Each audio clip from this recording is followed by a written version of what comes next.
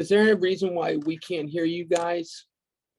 Unmute us. Oh, there you go. Thank you. Here we are. Yeah, we were saying Joanna came. I said she's not like in the principal's office. She's from the pension. We're starting on good juju here. Coming from the prayer breakfast this morning with our insurance commissioner. Some of you were there. So it's always good to start with interdenominational, interfaith from our Muslim community, or Jewish community. We had Hindu, and also, I'm not going to pray this morning, but I am going to start to make sure we have a roll call. I think, do we have a quorum? We do have. She's already done that. Okay. So if we all are here, I know Senator Townsend's here, Representative Ramon, I see you, and I know my co-chairs, Senator Townsend's present, Representative Bombach will be joining us momentarily. I will go ahead and call us to order. Would like to start by having motion for first the April 17th minutes. I move for both. Okay, well, we're gonna do one at a time, just in Alright, case there's move for one. edits. I love this school teacher, he's getting things done. So I'll April second. 7th, so we got a motion and a second here. Any edits or comments of significance to the 17th? For the teachers online, if there are commas or small edits, we can send those to staff. Okay, hearing none. I will call the question if I can have approval of the minutes for April 17th, 2023. All signify by saying aye or give us Aye. any nays? Hearing none, no abstentions. Minutes of April 17th hereby approved. Moving on to April the 26th minutes. Do I have a motion? I had a motion already. Second. All right, we have a motion in the second for approval. Discussion from anyone on April 26th minutes? Hearing none. Can I have approval signify by saying aye? Aye. Any nays? Okay, no nays, so the minutes are hereby approved. Great. And we're today got a few items here. I want to say now, because I find when people at the beginning of the meeting are more astute and alert. The goal of today, we'll get into in a moment, but we really want to walk out with 3 or 4 really clear directions to help Joanna and others with some modeling around what we're going to do over the next few weeks over the summer. We'll go into a little more detail, not a little, quite a bit more conversation around that in a moment. And before we do, there had been a request that all of the committee members also have the opportunity to see a presentation, which will be for some a very much a review of items that you've seen. But for others, some things new, a presentation that was made to the House caucus. And so we figured that since they had this presentation, we would make sure that you had it. It will probably take us less than 10 minutes, no pressure to Chiron and WTW, because we really want to get into today to some of our goals and objectives. But in order to level set so that everybody has the same background, we're going to turn over, Faith, I will to you. You can tell me who you want to direct to do that presentation.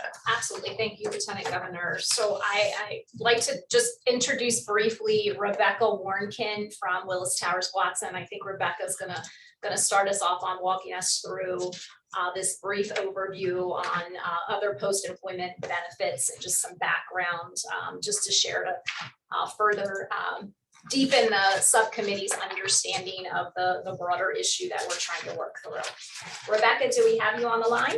I'm here. Can you hear me? We can, loud and clear. Thank you. Wonderful. And Margaret, please chime in with color commentary as we walk through these handful of slides. I will. All right, so let's jump in. So thank you for the tee up. Again, this is some good, I think, background information as we all understand sort of how we got to where we are today and understanding the other post-employment benefits, what that is, and where the state has been over the last couple of decades in terms of addressing that liability. So if we could maybe move into 2 slides and skip the disclaimer. So first of all, what is OPEB, this acronym we keep talking about? It stands for Other Post-Employment Benefits. Generally, that includes benefits that an employee receives after employment ends, but that is not part of the pension plan. So that might include healthcare, so medical, dental, pharmacy, vision, life insurance, disability, group legal, long-term care. Things that are not part of OPEB would be things like leave, like vacation or sick leave.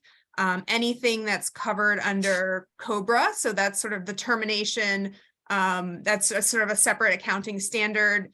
And for 18 months after employment ends, benefits covered under that, that benefit. Early retirement incentives are typically not included. And then if there are any of the above benefits that are offered through the pension plan, such as life insurance or disability, that would not be part of the OPEB liability. From an accounting perspective, and not an accountant, just want to put that caveat out there, but the reason that we do measure these liabilities, the thought is that generally these post-retirement benefits are being offered to attract and retain qualified employees. So therefore, the accounting perspective is that entities should be recognizing those costs while employees are active.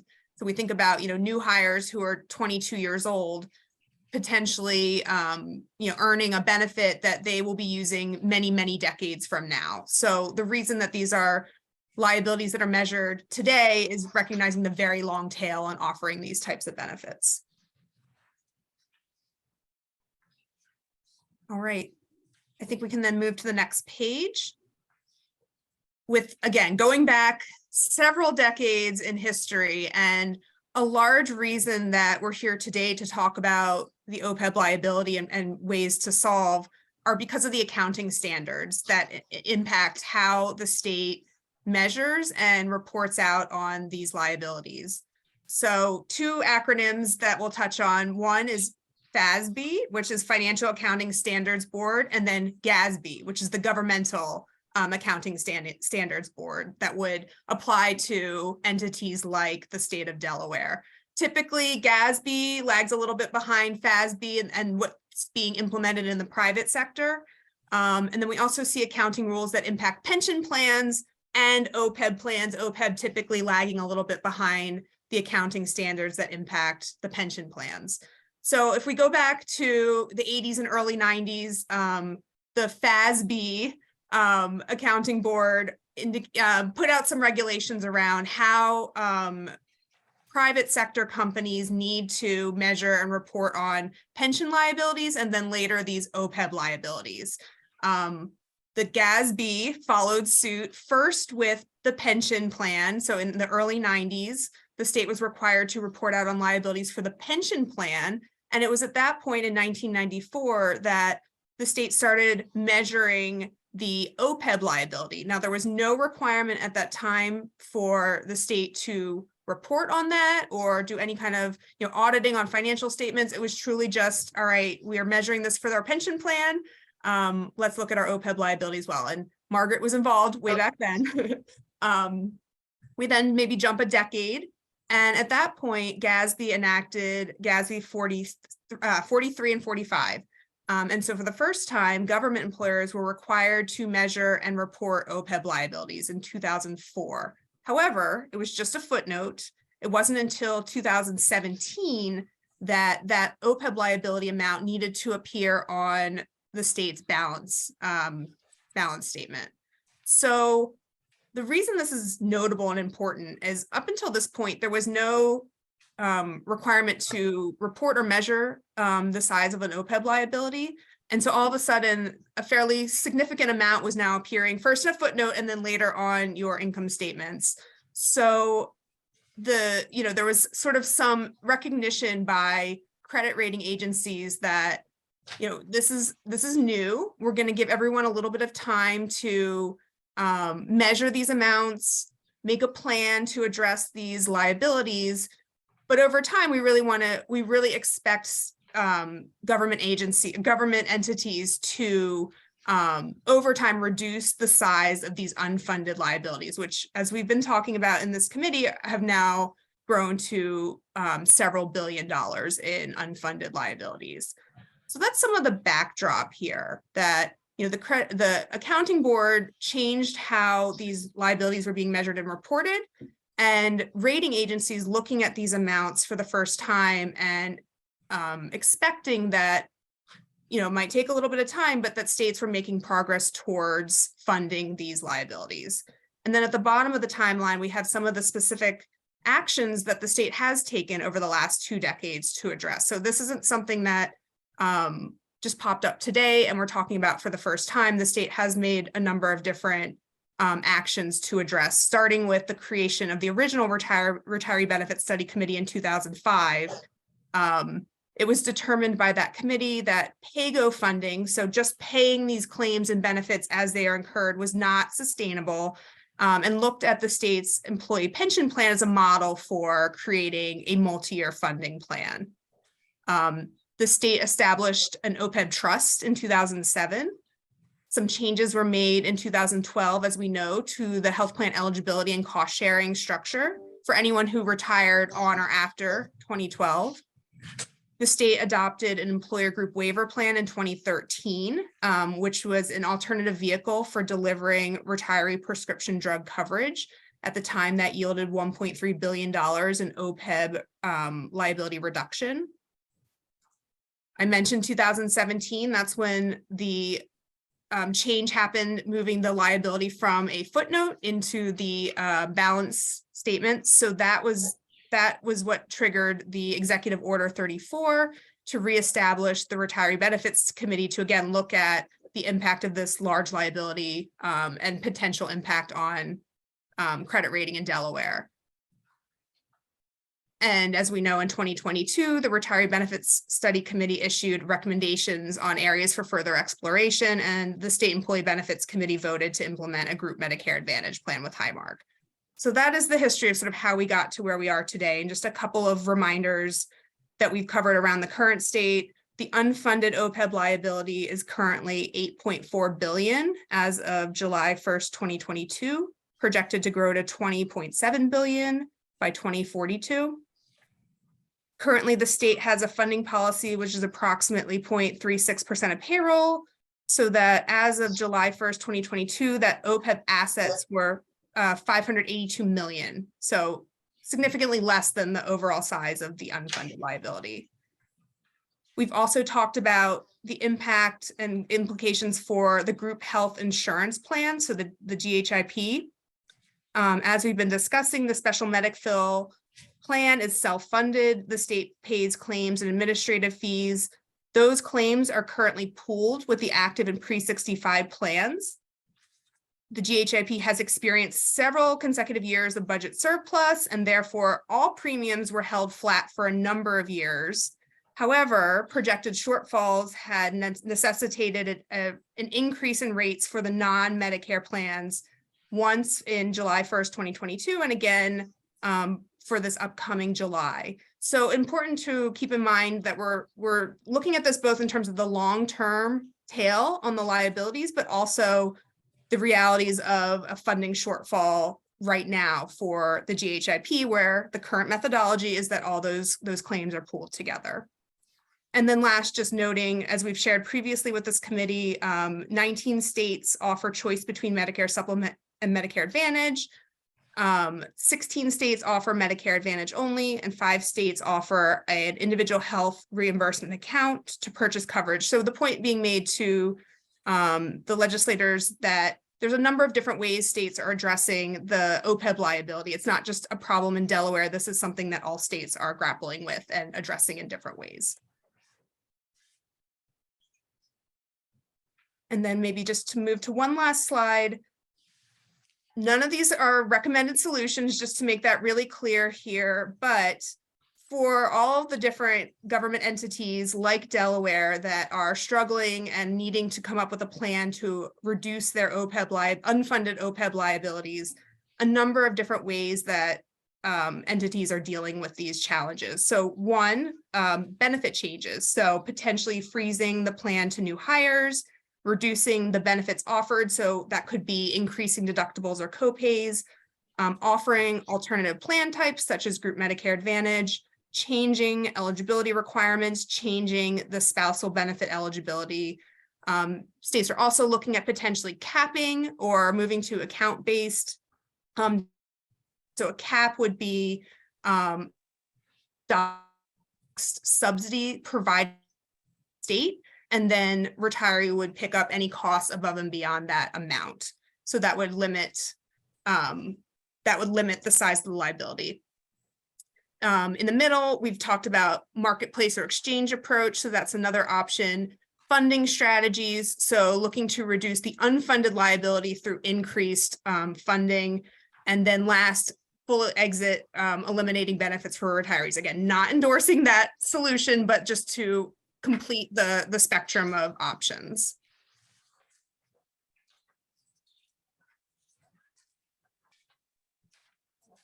Great. And then the additional items that are in the packet. There's just a couple of summaries. Yeah, we And just I have don't think we need to cover the last two, just as a Yeah. recap of for everyone. We've covered some of this content already, but just a reminder of the different components of Medicare. And then also on the very last page, a summary. I walked through, I know pretty quickly, the history of the financial reporting and GASB and FASB. So you have those dates and some of the context for reference. Right, thank you.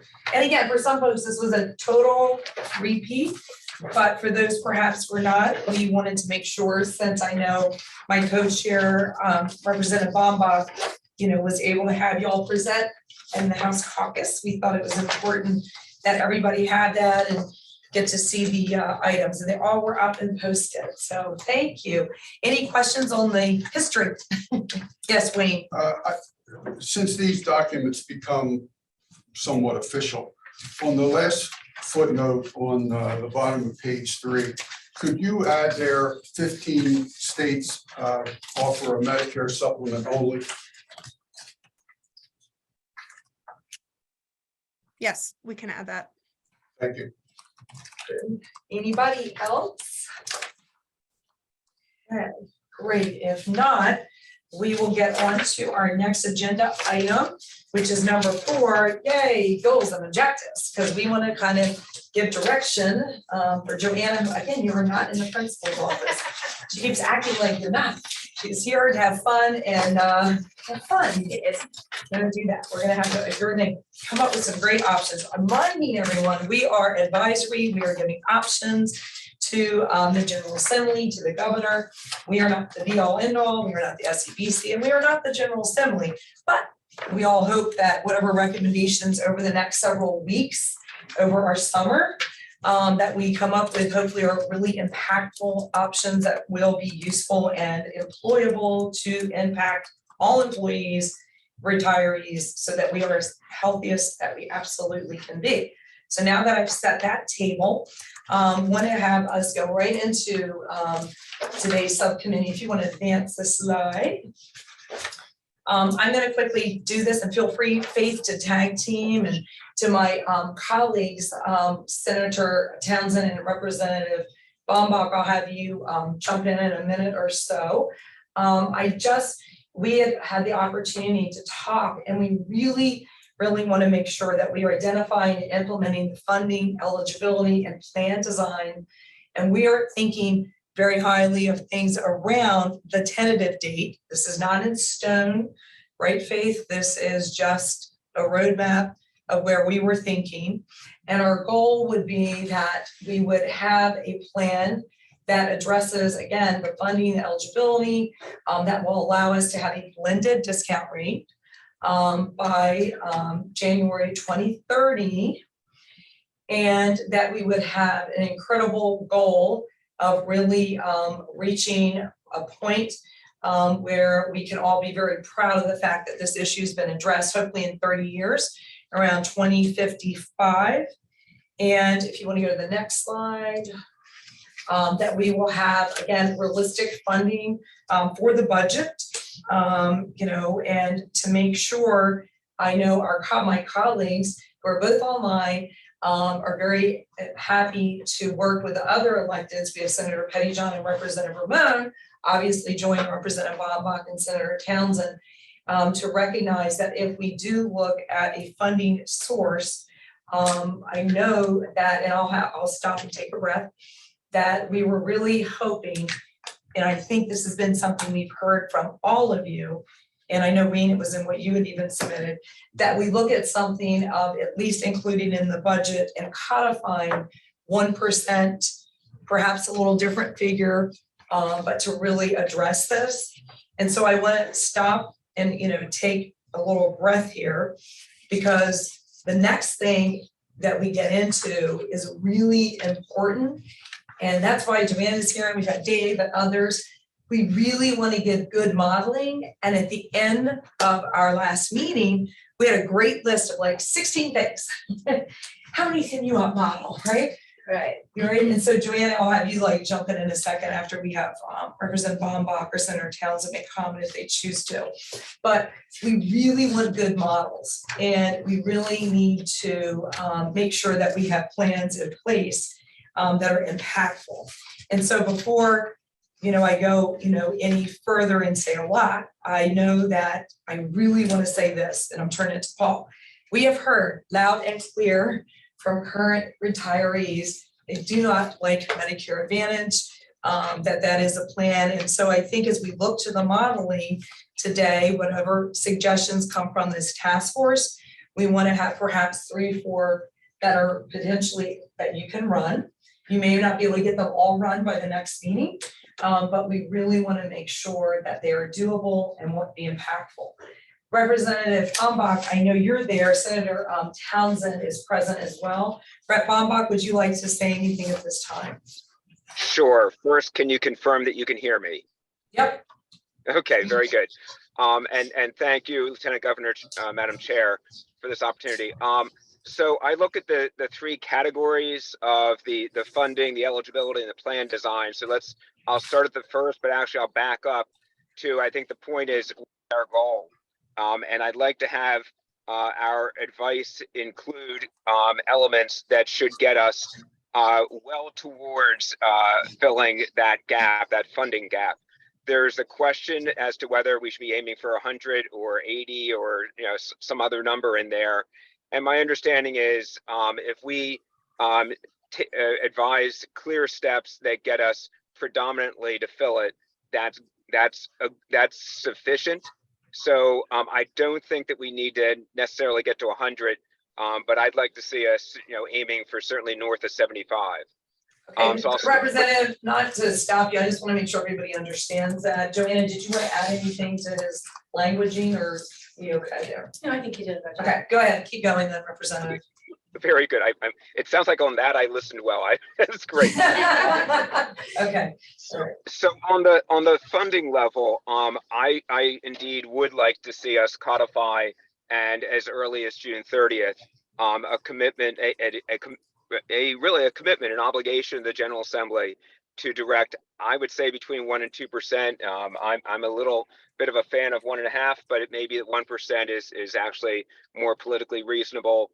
But make sure that we have this. I want to share an observation that I think some of the retirees pointed out, which is when sometimes divided by quote cohorts, it is an unfair distinction where there's overlap, because when you have taxes, that tax money that goes in, that tax money is also paid by retirees. So these are not 3 independent cohorts; these are overlapping cohorts. And to me, this is retirees and soon to be retirees who have spent 20, 30 plus years helping all Delawareans. And I think it's reasonable for all Delawareans to pay for what we did not set aside during their careers as we should have. So again, I would start with 1 to 1.5% of the budget. That gets us 60 to 75% of the way. I would then jump to the eligibility category. I think there's 4 elements that we've typically looked at there, but the details matter as far as when we grandfather, when cutoff dates and things like that, and percentages. But I'd like to see us see if there's 1 to 4 of those that as a subcommittee we can agree on are reasonable to cut back in a grandfathered way, as long as both we think it's fair to cut it back and we think that it moves the needle, that its inclusion in a cutback is one that helps close the the gap in a meaningful way. And I have no preconception of which 1 to 4 of those, but I think as a subcommittee, I'd love to know if we can zero in on a consensus on that. And then we get to the plan design. And certainly I'm no fan of a Medicare Advantage only, and I share the chair's comments on that. And I was struck, conversation that we had that I want to have us talk about here today is of the HRAs, I am most enamored with the way that Rhode Island is done, where it's not a set dollar amount with a, say, 2% inflation increase. I don't like that, because what I'm seeing is the impact on those who live a long time, where they're out of pocket increasingly when they get to an extended age, say more than 85, and that the savings come if you have a flat dollar with a flat percent increase that doesn't keep up with health care increases. That I don't think is as equitable as I would like. So that brings me, when I asked WTW or Chiron about that, about what a Rhode Island HRA would do, a response I got, and maybe I heard it wrong, was that wouldn't move the needle on funding. And I don't want to make a change that doesn't make an impact on the funding holes. So I have yet to hear of an HRA that I think makes a meaningful change, improvement to the funding gap that is worth inflicting on our retirees and future retirees. So I will be quiet now unless there's questions. I am fine. Senator Townsend, I don't know if you want anything. If not, we'll keep rolling. I know he was wanting to hear from the committee. I assume so. And for those who are listening in and around the table, I think Representative, you hit on a couple items. One, today we are not going to, like you said, get into plan design, but touch a little bit on the eligibility and the modeling. And I think there are a lot of various assumptions, and certainly whether it was Chiron or WTW, we have to be working with our own folks here, with Joanne and others from the pension office. Again, what we would love to hear from the group, and I know Wayne was nice and came with a proposal. I can share with you thoughts that we've heard, and I've heard from members from the General Assembly and others.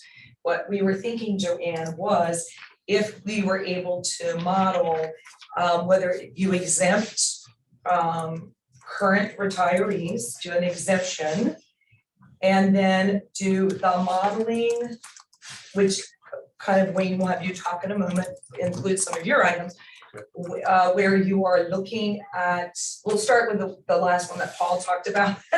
I still know that there are others that would like to have different assumptions with the HRA. So you could have the current retirees be exempt, right? And then look at the modeling with HRAs, and you could do it with a couple different models. You could do that modeling based upon new hires at a certain date, whether it be January of 2025, or you could do that with a certain date, with picking a date for those with retirement. You could do it either way, based on new hires or a certain date of retirement. Does that make sense? Yes. Either way. The other thing that I think Paul mentioned that we've heard here, and I know Wayne has it, and David, feel free to speak up, or insurance commissioner, anyone, would be to look at if you also had the impact of the exemption of current retirees, looking at the tiering of what Representative Bombach just said, around those different categories with, years of service, looking at spouse, looking at the pre-Medicare, recognizing there are certain employees that obviously would have to have a carve out, our safety officers, our police officers, and others who have a different retirement age.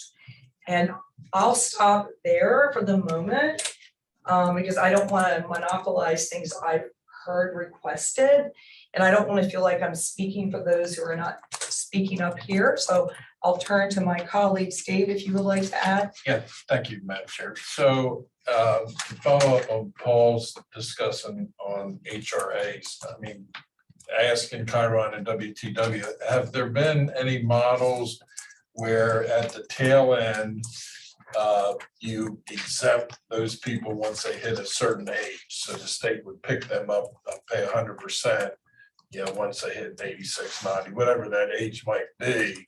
So you take care of one of the issues that Paul said, that, at the end of their life, they're paying much higher out of pocket. I don't know if they heard the question, and if not, that is something we can model. Why don't we mark that down? We'll put that down as an item for which to look. Okay. Jeff, you got your hand raised, sir? Yes, Lieutenant Governor, thank you. Yes.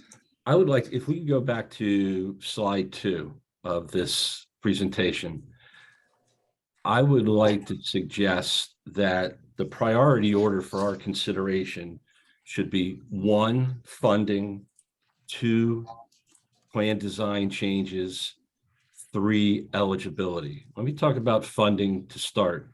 The minutes that we just approved from April 17th include a statement from Ms. Temkin from Chiron that adding additional dollars to OPEB has a greater impact on future liability than healthcare cost savings because of the discount rate variation that's applied to each action.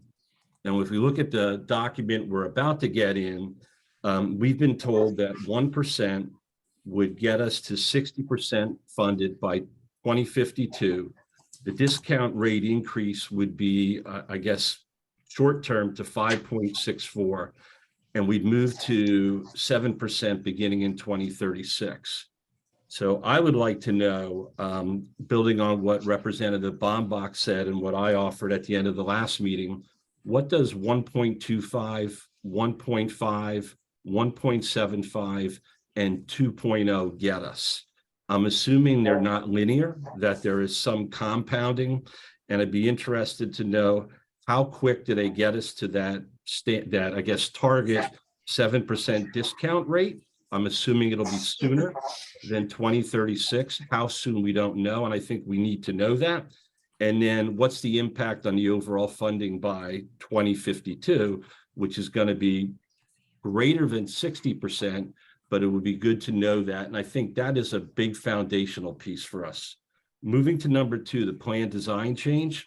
I agree with it. Everybody else has said that Medicare Advantage alone is not an acceptable recommendation. And in fact, I'm going to share with you in the past 2 weeks that the SEA Executive Board actually took a vote and passed a resolution to that effect. They believe that there needs to be some choice made available regarding gap coverage, whether it's current MedicFill or those that are available through the exchange. So that gets me to my next point. I think the second thing we need to dig in deeper is a better understanding of the gap coverage that's available through the different Medicare plans, how it lines up with the MedicFill, and what's the best way in which we can provide that sort of coverage to our retirees. And I just want to be clear on this. I'm really interested in nailing it down because I feel a year ago we were told something was the same as, and now we're being told it's as similar as possible. Those are very different, and we need to know what those Medicare plans offer us.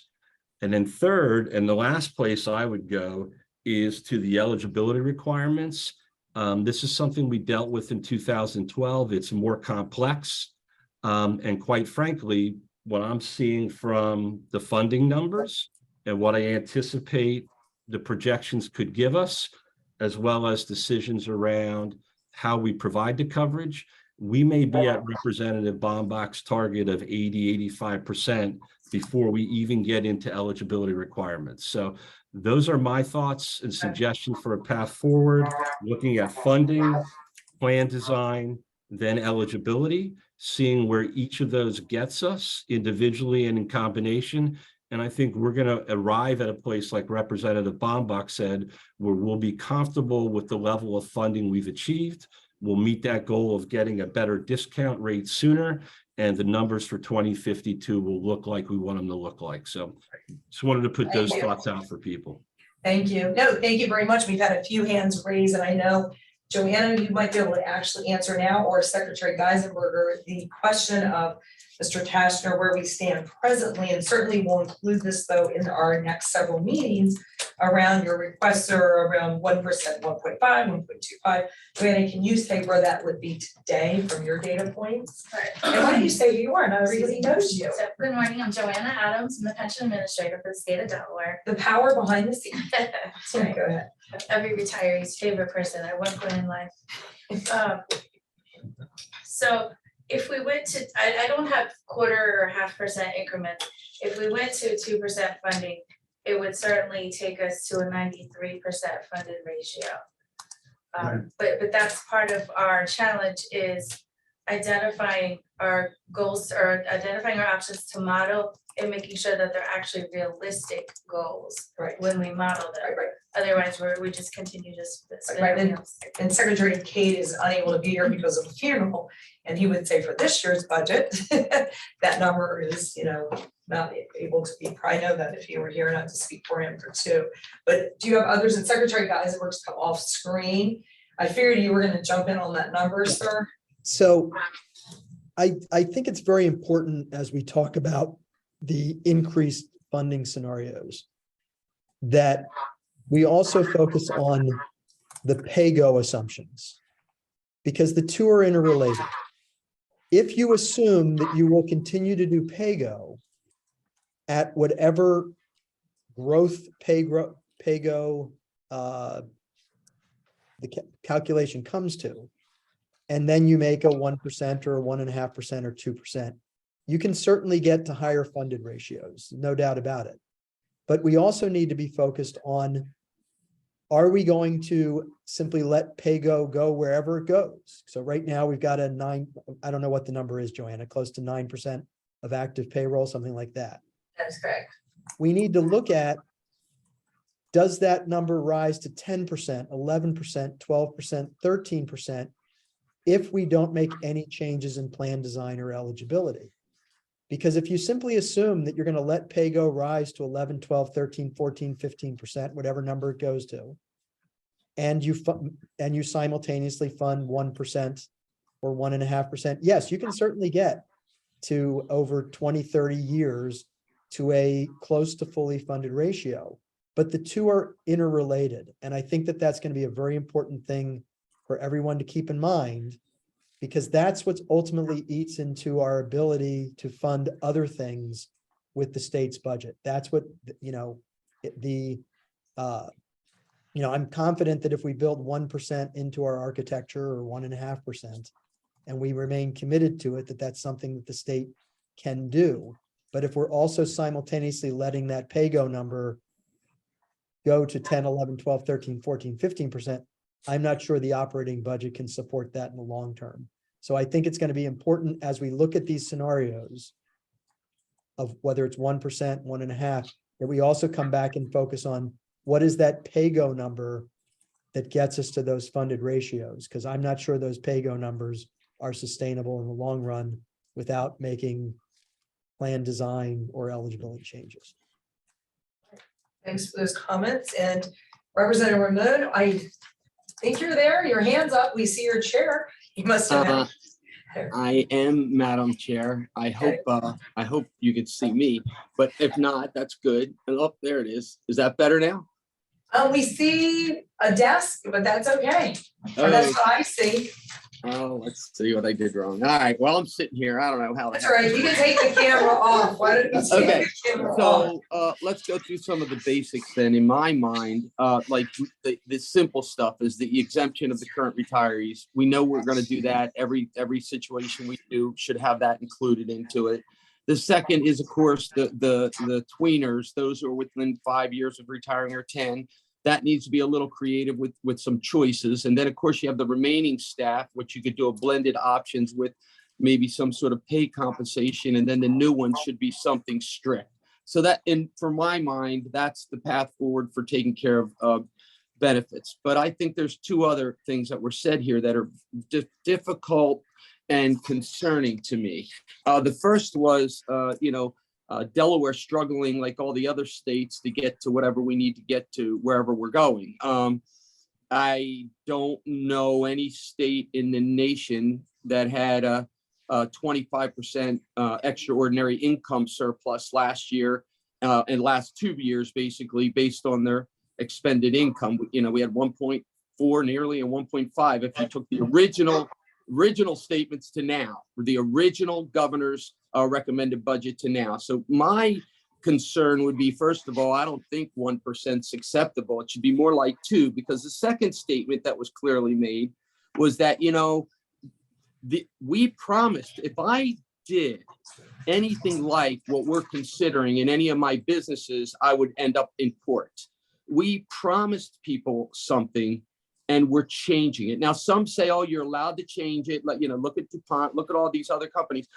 But they didn't package their benefit verbiage the way we did in the state of Delaware and the choices of those benefits. So I would suggest, whether we want to argue about how much money Delaware has or what's sustainable, what's not, whatever, I guess if we got a $6 billion budget, we're going to have about a $60 million 1%, I would assume. So that means 2% is like, 120 million. But I would suggest we use a measurement, whether it's 1.5 or whatever, but not to be below. So in other words, every year we are putting $100 million towards this, or 2%, whichever is the higher, or 1.5%, something that we have a bottom that we will not go lower. And then I would like to go on the other side and do the exact same thing for what we are now verbiaging as extraordinary income, of which last year, for those of you who weren't looking, was I think over $75-80 million that came in just in January, or that was the year before. In the event of any extraordinary income or leftover income after the basic budget and the basic grant and aid and bond needs, before we start saying this will go into that money and those people be able to pick, or these people be able to pick how we spend all the extra tax money, I would suggest we take a hard percentage of any extraordinary income. And I'm suggesting as much as 50% of any extraordinary income until we get back to having paid for the obligations that we committed to.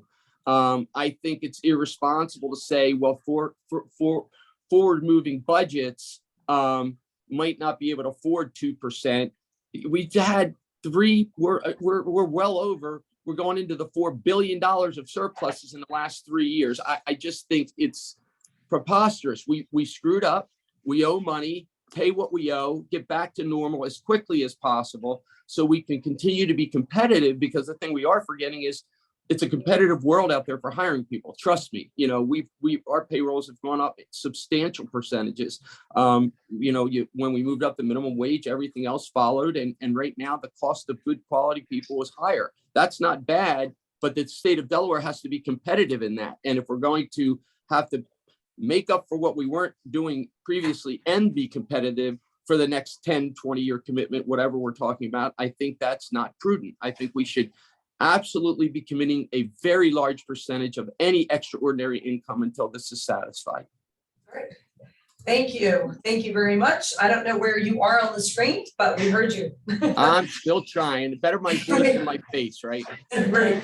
Okay. Very important words. I'm like, is he trying to do SNL today? Right. I enjoy it. And actually, so far, from what Representative Bombach said and what I had shared, again, there was the statement sort of that, and again, I know Wayne has some points so far. So I'm listening to hear in David's comments.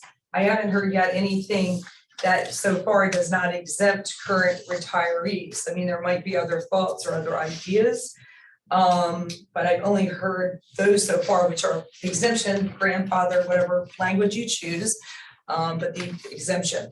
So I don't know if Wayne had a few items he wanted to share.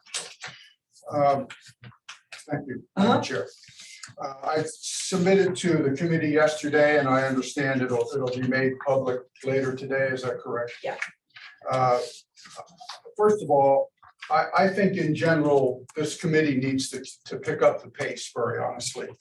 I'm the kind of person that likes to arrive at meetings early so that I don't end up being late. Right. And I look at the last meeting where we attempted to come up with an interim report, and certainly all well-intentioned, but there was just too much to do there, and so it was basically changed dramatically. So I would like to see us anticipate that we would complete this process by the end of July. And then that way, if we don't, we've got another Yep. month to make it I happen. think you have complete agreement here, Good. and that's why we want to give Joanna modeling. And I know, and for those listening in, what he had shared yesterday, and Wayne and I get along, and I, it falls on me too. I should have said, Wayne, make sure we get it in so we can get it out to everybody on Right. Friday, and And I I didn't know he was doing it, so he on his own spent his whole weekend doing some numbers, I guess, so. And so what Wayne has, we'll share. What Wayne has, we don't want people thinking this is it, and no offense to Not at Wayne. all. But there's probably pieces there that Yes. look kind of like what I mentioned, what maybe others are thinking, what Representative Bombach or Townsend are thinking. And so we'll turn to you. Thank you. My view is that we need to look at this more holistically than one piece at a time. And so I did develop, again, my own thoughts on what a plan should look like as a proposal to the governor and the legislature. It includes funding options, it includes eligibility options, and it includes benefit changes. And I would like to see, very honestly, each of these modeled. That needs to be done by the pension office, fine. If it's more appropriate to be done by Chiron. But again, I think this would be a good start. And I think it would help us to move along. I certainly don't anticipate that this is how it will look at the end, but I think it will let us see things in a more comprehensive manner. I'm moving the slides to try to make sure we're kind of where you are. Yeah. Are we kind of where he is? So I don't know if we are. In my plan, I did grandfather retirees, that is anyone who is retired or retires before July 1, 2025. My view is, and this is my own understanding, and it certainly could be wrong, and I'm ready to be corrected. If you grandfather a group of employees or retirees, that doesn't change the future liability. Right, so we gotta do It something. only changes the future liability if you stop grandfathering people. Mhm. And so if you move that date, say to 2030, then that's going to have less of an impact on the future liability than if you held it at 2025. Obviously, if you backed it up to 2020, it would then reduce the liability. So, but again, it does include grandfathering. It includes different things for future retirees. It would put those in an HRA, and I certainly heard Representative Baumbach's concern about those, and I'm certainly agreeing with him on that. There certainly could be a better way. And again, this is a starting point, but I think it's a way to get us moving faster than we have been. And I think to everyone's benefit, we are at a good point. And so, what we're hearing and seeing here is, again, everyone discussing long-term OPEB impacts, right? And we have to make sure that we have the eye on that. We've heard different choices, ranging from, we've all heard the codification with the potential for a funding set, 1%, 1.2, whatever that number might be. We've heard clear consensus. And then I think where the devil's in the details, and I'll turn to Joanna, if you have thoughts, if you would like to share, because we have you here for a reason, other than to take notes. And our goal was not to have you leave here with the 20 items that we had last month, but to whittle this down with some clear direction for you. And again, we may not get it right. We may model something and find that our idea with Absolutely. Metafill with 4 captions that Representative Baumbach talked about may have some real great potential, but there may be some red areas. Maybe parts of the HRI, certain assumptions works, maybe it doesn't. But I think if we have some clear, concrete level setting, and we're gonna get to that goal of 2050, 2055, and we can look at it a couple ways, right? You can base it on those contributing based on their retirement, or you can base it upon a higher date. I know it means a little more manual work on the higher date, but there are different things, and I think we can look at those, a couple options. And out of respect to secretaries who've been leading this, who've been having these discussions, I think Faith and I had this conversation before, Faith, Medicare Advantage, that's, none of these conversations are talking about Medicare Advantage. And if that were ever, there'd have to be a whole new negotiation. I mean, obviously separate from court, correct? Correct. So I want to make that clear that all of these options so far are not talking about Medicare Advantage at this point. Just want to make that clear. So Joanna, tell us if we made it more confusing, less confusing. Do you know what you need to work with Chiron and WTW? Do you have it? And they may want to ask questions. Certainly. So thank you, Lieutenant Governor.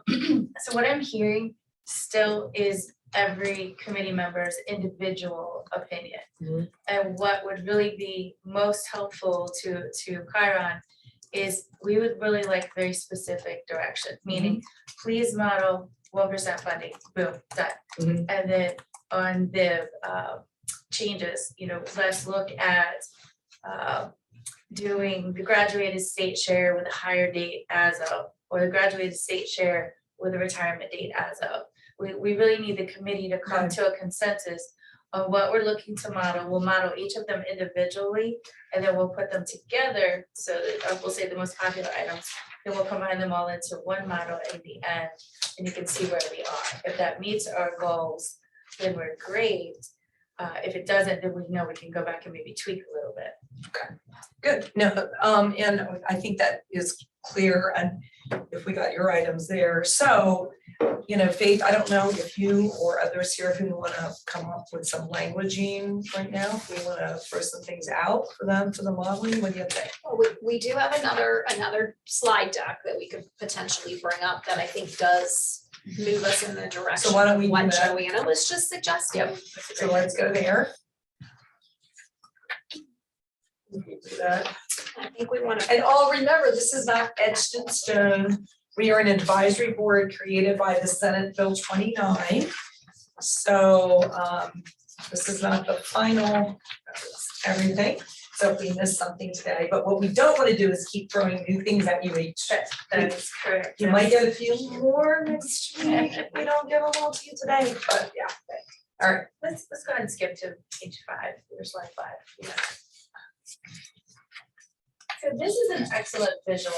So we know our overall goal is to obviously continue to provide high quality healthcare for our current or for our active employees as well as our retirees. But just looking strictly at the financial aspect of it, in order to reduce our unfunded OPEB liability, there's a couple of things that we can do that have an impact. So in order to reduce our liability, it can simply be done by increasing the discount rate. So with that being said, think of this as a seesaw. As you lower your liabilities, chances are like your discount rate goes up, which ultimately lowers your liability. And in order to get us to a higher discount rate, that's where we're gonna have to implement these changes. So simply by doing, say, the 1% funding, for example, that changes the seesaw to the point where the liabilities are lower, the discount rate's higher. And then as we do additional items, that again will move that discount rate up. So the seesaw will continue to go up on one side, which ultimately lowers the liabilities on the other side. So that is a great visual of what we're trying to accomplish here. And then in order to do that, we have very specific items that we're looking to model. So if we go to the next slide, this is simply an example of, this is really, it's growing. We are adding to slides that were previously presented to the committee. This particular item, this chart here was presented on the April 17th meeting.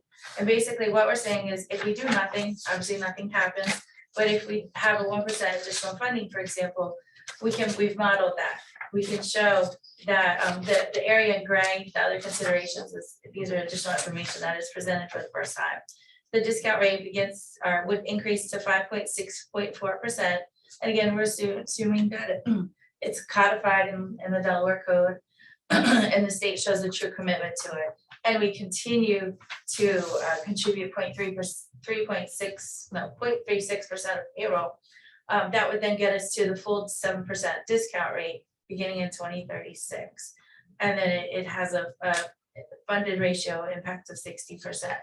So that's one clear model that we can provide the benefits of. And we'd really like to start replacing it with numbers. So what ideally, we really want to look at the best option under each of these categories.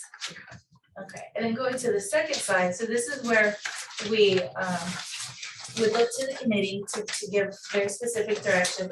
And again, in the gray column, we've included considerations. So one is reducing the spousal state share subsidy to 50%. So our previous models that we've run, it did not include active employee spousal share or current retirees, for example, or consider an effective date of 1/1/2025. These are the very specifics that we're looking for. So would this example was the effective date for retirement and or higher, or would it be modeled on? Right, What is this? so model it was on? applied, when we did this model originally, it applied to future non-Medicare and Medicare retirees. So it did not include an active employee Right. aspect. I just of wanted it. to make sure that was clear for people listening. Okay. Thank you. And then it says here, consider It effective says date. it, but Right. it has different meanings, right? Okay. Correct. So the question is, do we want to consider a date of 1/1/2025? Because we've been doing this, some of these modeling for several years now. So each year we're getting new values as far as the OPEB liability, but some of our models aren't really keeping up realistically. So we want to make sure that the next time we run these models, it's at a realistic implementation date. So that's why we should consider a January 1/2025 date. All right. So of the four here, is there any two, for example, that the committee feels the most strongly about? We have a couple hands up on screen. Representative Bombach, then Representative Obrey. Representative Bombach. Sure. So I wanted to mention 2 points that I've heard discussed that I'm not sure we've heard discussed in the subcommittee. And the first is unintended consequences, and especially on eligibility options. I'm very sensitive to not having the way that we grandfather and the way that we cut things back have a undue likelihood or a non-trivial likelihood of a rush for the exits of our state employees during a time when we are very low on employees and we have openings in about every department. So I just want to have that put out there to be in the back of people's minds. And the second one is sort of the opposite, and I'm blanking on it right now. So I will put my hand down, and when I remember the second one, I'll bring it in there. Thank you. Right. Okay, Representative Obrey. Thank you, Madam Chair. Can you hear me?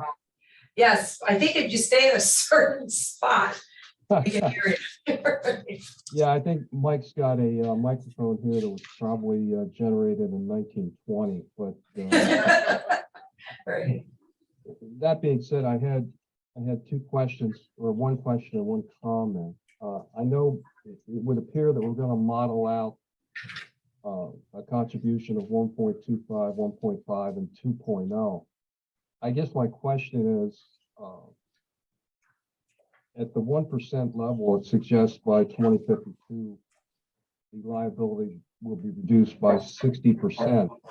Are these calculations typically linear? I mean, if you went to 1.5, would it reduce the liability by 90%, or is that yet to be determined? I think your question was, has it yet to be determined if it went to 1.5, if it would be 11? Is that what you said? No, it would be 99. 90. I was gonna say, I heard it backwards. Okay. Yeah, I just didn't know whether it was a linear calculation. He's asking for the calculation. Are they linear? Up to 2%, it's linear. After 2%, it's not, because You eventually. need to we- talk louder. I'm sorry. Up to 2%, it's linear. So Margaret, correct me if I'm wrong, but when we move from the 2% to the 3%, we actually reached 100% funding. So that has a different impact. It's not as linear. Okay, thank you. The other comment I wanted to make, following up on Representative Bomback's comments on page 7, I believe it is. There is a carve out for state police, and I hate to be parochial because I represent all retirees on this committee, but state police are fully vested at at 20 years.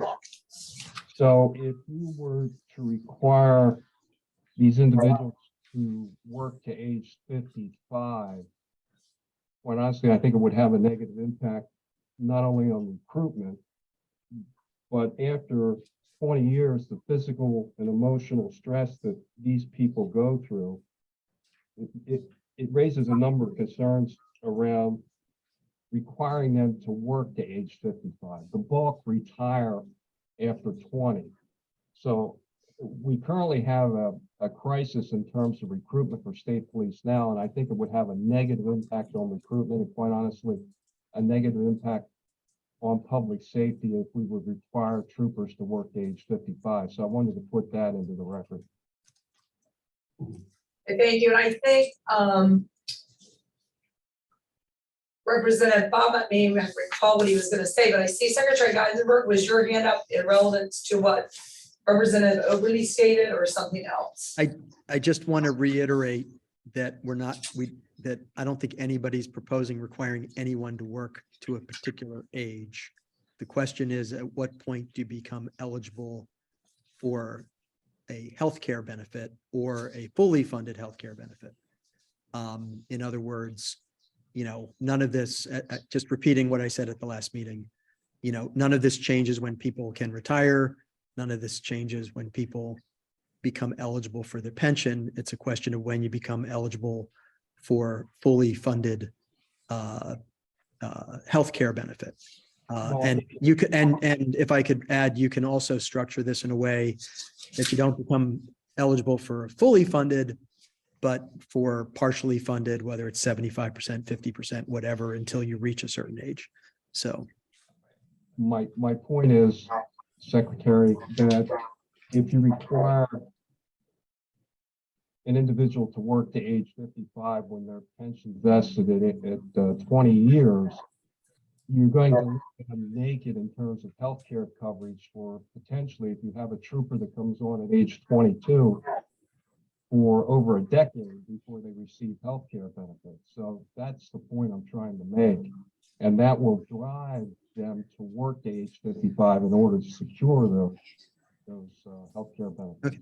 Now, I understand that. I just wanted to make sure it's stated that way so that everybody who's in the public who's listening understands that that's what we're talking about. It's not changing a retirement age. If you create a minimum healthcare benefit age, that's very different than creating a minimum. And you could also, as I mentioned, create it in a way that you become eligible for the healthcare, but only at a 50% cost or a 75% cost, up to 100, only when you reach that certain age. So, well, I guess I respectfully disagree, given the fact that I believe that many will defer retirement in order to secure those benefits. So it has the same effect of raising the age of eligibility for healthcare benefits. So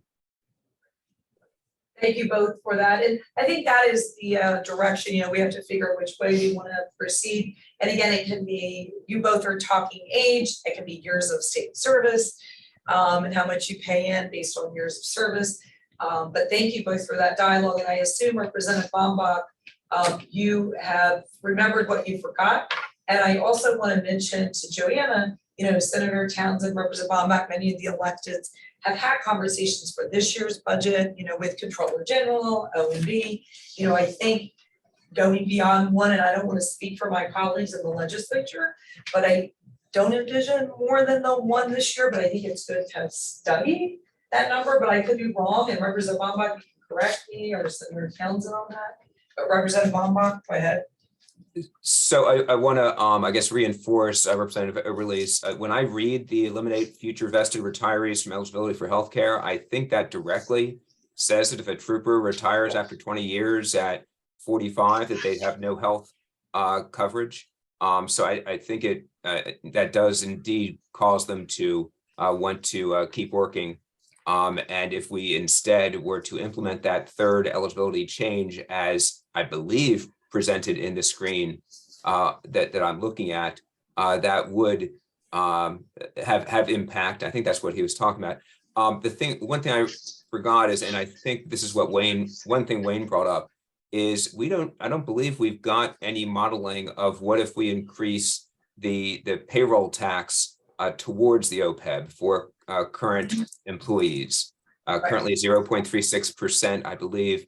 I didn't see that on the funding page. Has maybe a past subcommittee or SEBC modeled that at higher levels? And sorry, the last piece I would throw out there is perhaps on Representative Oberle's point, it might be useful to know what Maryland and New Jersey, for instance, do for their state police as far as healthcare and pension eligibility, ages, and eligibility. Thank you. All right, Joanna's gonna raise her hand, and then we'll go back to Representative Oberle. Go ahead. Thank you, Lieutenant Governor. I just want to make sure that we're all on the same page as far as understanding what option number 3 says eliminate future vested retirees from eligibility for healthcare. So these are people that maybe work for the state for 10 years and then they leave state service to go into the private sector. They have earned the right to a pension in the future, just not at the time that they separate service from the state. So in the case of the state trooper, the one that would impact them would be option 4, increasing the minimum required age, which means they can retire, as long as they have their 20 years, but if they retire prior to age 55, they would not receive health care. Again, that's not to say that we can't change this, to say that maybe they have to pay a higher amount for health care. So maybe 50% of state share, 100% of state share. That's not part of the detail in this. And that's part of the reason why we're having these discussions, that it's helpful for us when we're modeling these, that we have all the very specific detail we need. Margaret, did you want to add something before we go? Yes, Yeah. I did. On the increased minimum age requirement, that is basically saying if a state trooper goes out at age 50, they can start receiving health benefits at 55 because they are now collecting the pension. But between 50 and 55, the state would not provide a benefit until age 55. That's the way I valued it. It's basically a deferred health insurance plan for them. It's not saying they can never get it. Okay, thank you. Representative Oberle? Oh, where'd you go? There you are. No, here I am.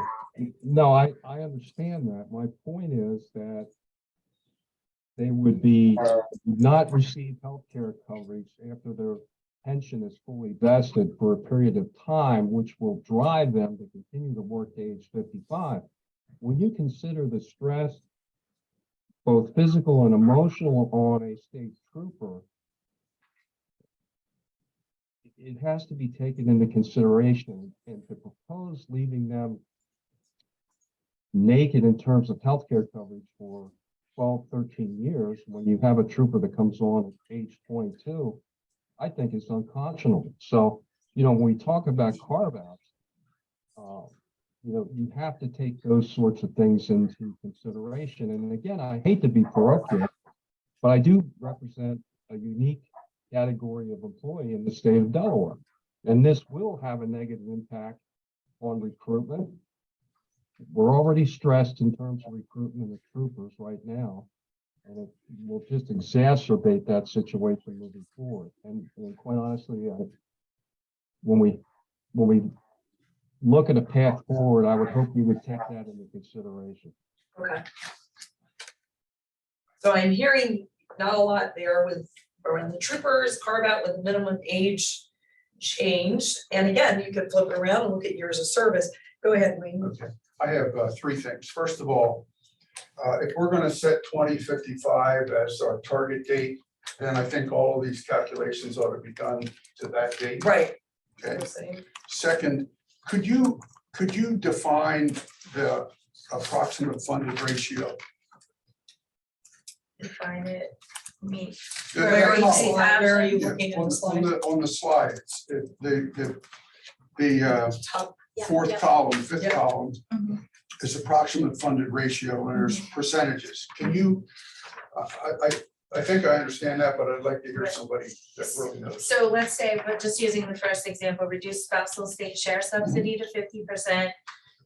If we do nothing else except for this one, Mhm. and we continue to contribute 0.36% of payroll, then in 2052, the fund would be 19% funded. The OPEB fund would be 19% funded by making this one particular change. You mean it would improve the funding by 19%, or it would reduce it? Or what does it mean? So right now, the pension fund is what, or the OPEB fund, I'm sorry, it's like 6% funded. It would increase it from 6% to 19% in 30 years. Okay, so if in 30 years, the OPEB liability was $30 billion, just to pull a number out of the air, 19%, about 20%, so it would be about $6 billion. It generates $6 billion in theoretical savings. Correct, Right, okay, so these percentages then are additive, is that correct? correct. But when we combine them all, it's not 19 plus 20 plus 18 plus 21%. It's not, No, it's not, because there's some overlap? correct. Okay, okay, but if you do funding, there probably would not be overlap on funding, so they are additive. I would defer that to Margaret. Margaret? Okay, so the reason we say approximate funded ratio is this is assuming all of our assumptions are met over the next 30 years. That the assets will return 7%, that the state will make those contributions. In terms of being additive, it's not additive. There's some combination of the both, because if you end up making some eligibility changes, there may be a point where the funding percent becomes 100% and you stop putting in those extra appropriations. So it's not completely additive. Well, why would you stop putting in the extra funding? I mean, Just like in the pension plan, when you become overfunded, there becomes a point in time where those assets now need to be paying the actual benefits as opposed to the state paying pay-go benefits. So at a point in time, we're going to start paying benefits out of the trust. And then your funded ratio is going to hopefully hover around that 80, 85%, 100%, wherever you determine at that point in time, you're going to start paying benefits out of the trust as opposed to just keep funding the trust. But there's a lot of assumptions in the background that have to be met in order to get to these funding percentages. And right now in those funding percentages, we're assuming that the state pays pay-go and puts those money in the trust and doesn't touch them. thank you. Very good for that. Other questions, Mike Legato, and then we'll go to Representative Ramon. Mike? Oh, you gotta unmute. Billy muted you. Okay, Billy muted me. I think we're getting an SNL skit today between the pictures and this, but go ahead. Not that Billy and I, because we're in the same room, are at odd ends, but I don't want to minimize what he's talking about when he talks about troopers. But I'm also concerned when we talk about age 60, a nurse who comes in at age 25 has to work till 55, okay? But then she's not eligible for full health care until she's 60. So it's not just police, it's nurses, correctional officers, it's toll collectors, it's highway guys. When you minimize that, and that you're gonna make those individuals stay at work until they can get health care, because they can't take that void from whatever age, 52, 55, 57. You're gonna make them stay until they can get their health care. They're not going to leave their employment, in my personal opinion, and I'm sure that's what's going to happen on the outside world as well. Thank you. And whatever position you were in, Billy, mimic that because we could hear everything Mike said. Thank you. All right, Representative Ramon. Thank you, Madam Chair. I would like to just say, make two things very, very clear. First of all, I did put in the chat just some paths of things maybe that could be modeled, and I'm just asking if they could be considered. But more importantly, even hearing this as building the trust, it just still just makes me very anxious to be building the trust based on hitting the people that already thought they had a commitment of where they need to be and how they need to be there. If we were in, 5, 10, 15 years ago where we had no money, that's one thing. But why are we not significantly modeling based on the income side of the state of Delaware underwriting during years when they have extra money, or even putting a fixed budget number in there higher than this 1%?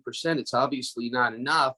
Because it seems like even from everything I'm listening to, everything affects everything. Billy's got some great points. Mike's got some great points. We're making it so complicated that everything we fixed, we're breaking something else. I just think, the main fix, there's 4 issues. It's a money issue. We need to put more in. It's a clarity issue. If we're going to change it, then those coming to work tomorrow, just starting their jobs, will have a very clear vision of what the new one is. And it's what I call a tweener issue for those who are actively working, just started, been there 5 years, and that's how you're trying to work this blended concept. But I mean, if we simplify the issues to those, we need to bring in more income. We need to do something to those, I believe, that have retired. I use exempt. I didn't mean use exempt. I probably better meant grandfathered. Those who haven't retired yet and are actives need to get handled one way, and those who aren't another. And I don't think we need to make it so complicated if we just add in more income while we have it. Thank you. Now, and I think what we're hearing so far, whether you use the word exempt, grandfather, I mean, we've heard that as a consistent theme, all the modeling that we're projecting forward. And so we've heard that, and we've heard different levels of opportunity doing that based on future hire, or based on, why don't you repeat what you have written down, and then based on what you have from here, Lee and Mr. David. Go ahead. So I have a question back on the funding, Joanna. So you have the discount rate increasing to 5.64. Is that what the projected rate's going to be at the end of 23? No, that number came from Margaret. So Margaret, would you like to clarify? What was the question, Dave?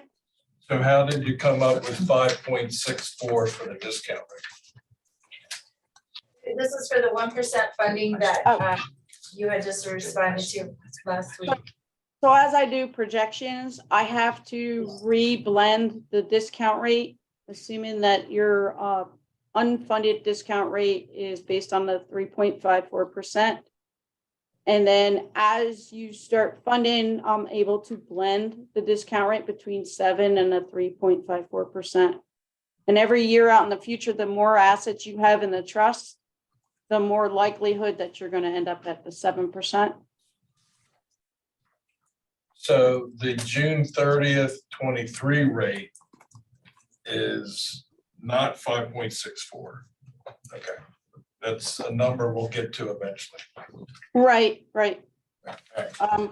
But the other thing that happens once you start funding the trust is that you start moving away from that blended discount rate towards a asset return rate, your expected long-term return on your assets, and that reduces volatility in your liabilities. Thank you.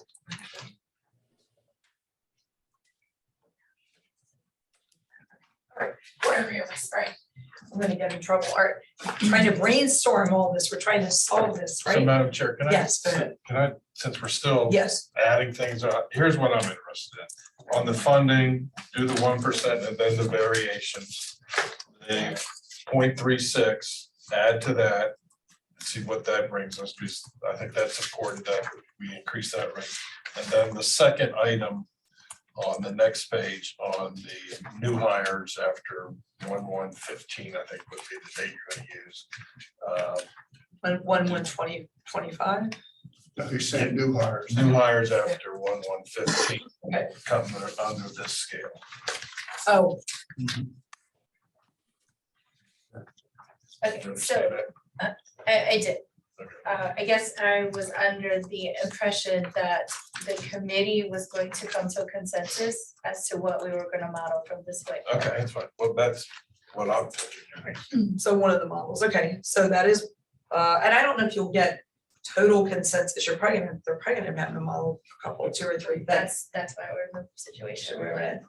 And we want to, but it's hard to make a decision today without having the full data and the full numbers. I think you've heard very clearly from, Representative Bombach and others that we'll need to have that. I think we have clear consensus on the 1%. I think what Dave just indicated to you is definitely an area that you could jump right into now and give us, because we're all in agreement there about the 1% and the modeling. And I do know that there is, true interest on around the exemption grandfathering, what it might be with the HRA modeling as well. And I think that was in your proposal. Well, and I think to piggyback on what Dave has suggested, And to try not to make you kill yourself, I promise. in terms of grandfather the 2025s, grandfather anyone who was hired after 2020 and then 2014. That would. I think you're getting too many options. Yeah, that's Okay. too much. That's too much. We need to stick, you're saying the 2025, is that what you're saying? Stick with 2025. Although I don't think that makes, A whole lot of. I don't think that changes anything, very honestly. Or you could do the 10 years unless those who are invested, It changes, it just delays the benefit of the change. or you do 10 years or less who are not invested. Perhaps. Well, it would seem to me if you're saying there was a big change in 2012. Correct, in terms of healthcare. Yeah, that's the last time we Yes. changed the Right. schedule. Okay. So, and you're saying now make another change for anybody who was hired after 2014 15, yeah. to the 15. And so what would it mean to grandfather anyone who was hired prior to that date? Well, that's what I'm asking. Yeah, Yeah, okay, you're all right, right. we're the same thing. Yeah. Okay. So just 2 grandfathers. Yep. Paul and Claire, okay, Representative Bombach. Oh, did the secretary not take her hand down? I was gonna ask you to let her go first. I just have a quick question. Thank you. Mhm. Dave, Craig, last meeting, we had settled on 1/1/2014. Why are you bumping that up to 2015 now? Because the dates under the other considerations on these charts were picked the date 1/1/25 as the effective date. So I'm just going back 10 years from that date. But last meeting, the rationale was for 2014, they hadn't invested yet. Right. So that So hasn't changed. We moved the date up to 1/1/25, not 1/1/24. So that's why I moved that date For the up investment. a year. So Secretary Demanis, this is Joanna. It just gives us an opportunity to be able to fully implement whatever changes are approved through the process. Those who are not invested. Is that, I think she has it, okay. Is that okay? Claire, you're muted in case, or secretary, in case, go ahead. Yeah, I think the criteria Oh, you're breaking up. is a good jumping off point as opposed to an arbitrary 2015, but I don't know that a year makes that big a difference. I think from the investment, right, the 10-year vested, is that what you were saying? Right. And so knowing that being able to, we've got to implement any changes that come about through system changes, through code changes, et cetera. It just gives time to be able to implement those changes as well as communicate the changes. Okay, and Secretary, you were muted again, and hopefully we got your question answered. You faded out just a touch there. Okay, I think she's done. Are you done? Okay, so we'll go to Representative Bombach. So, first a question, I believe, one of the main priorities of today is to identify what we need to model going forward. One thing, if we have time, perhaps of this slide, if we as a subcommittee can be clear on which we may have no interest in getting more data on. But and obviously we've heard from both Mr. Magato and Mr. Tashner, it was a Tashner overlay on this.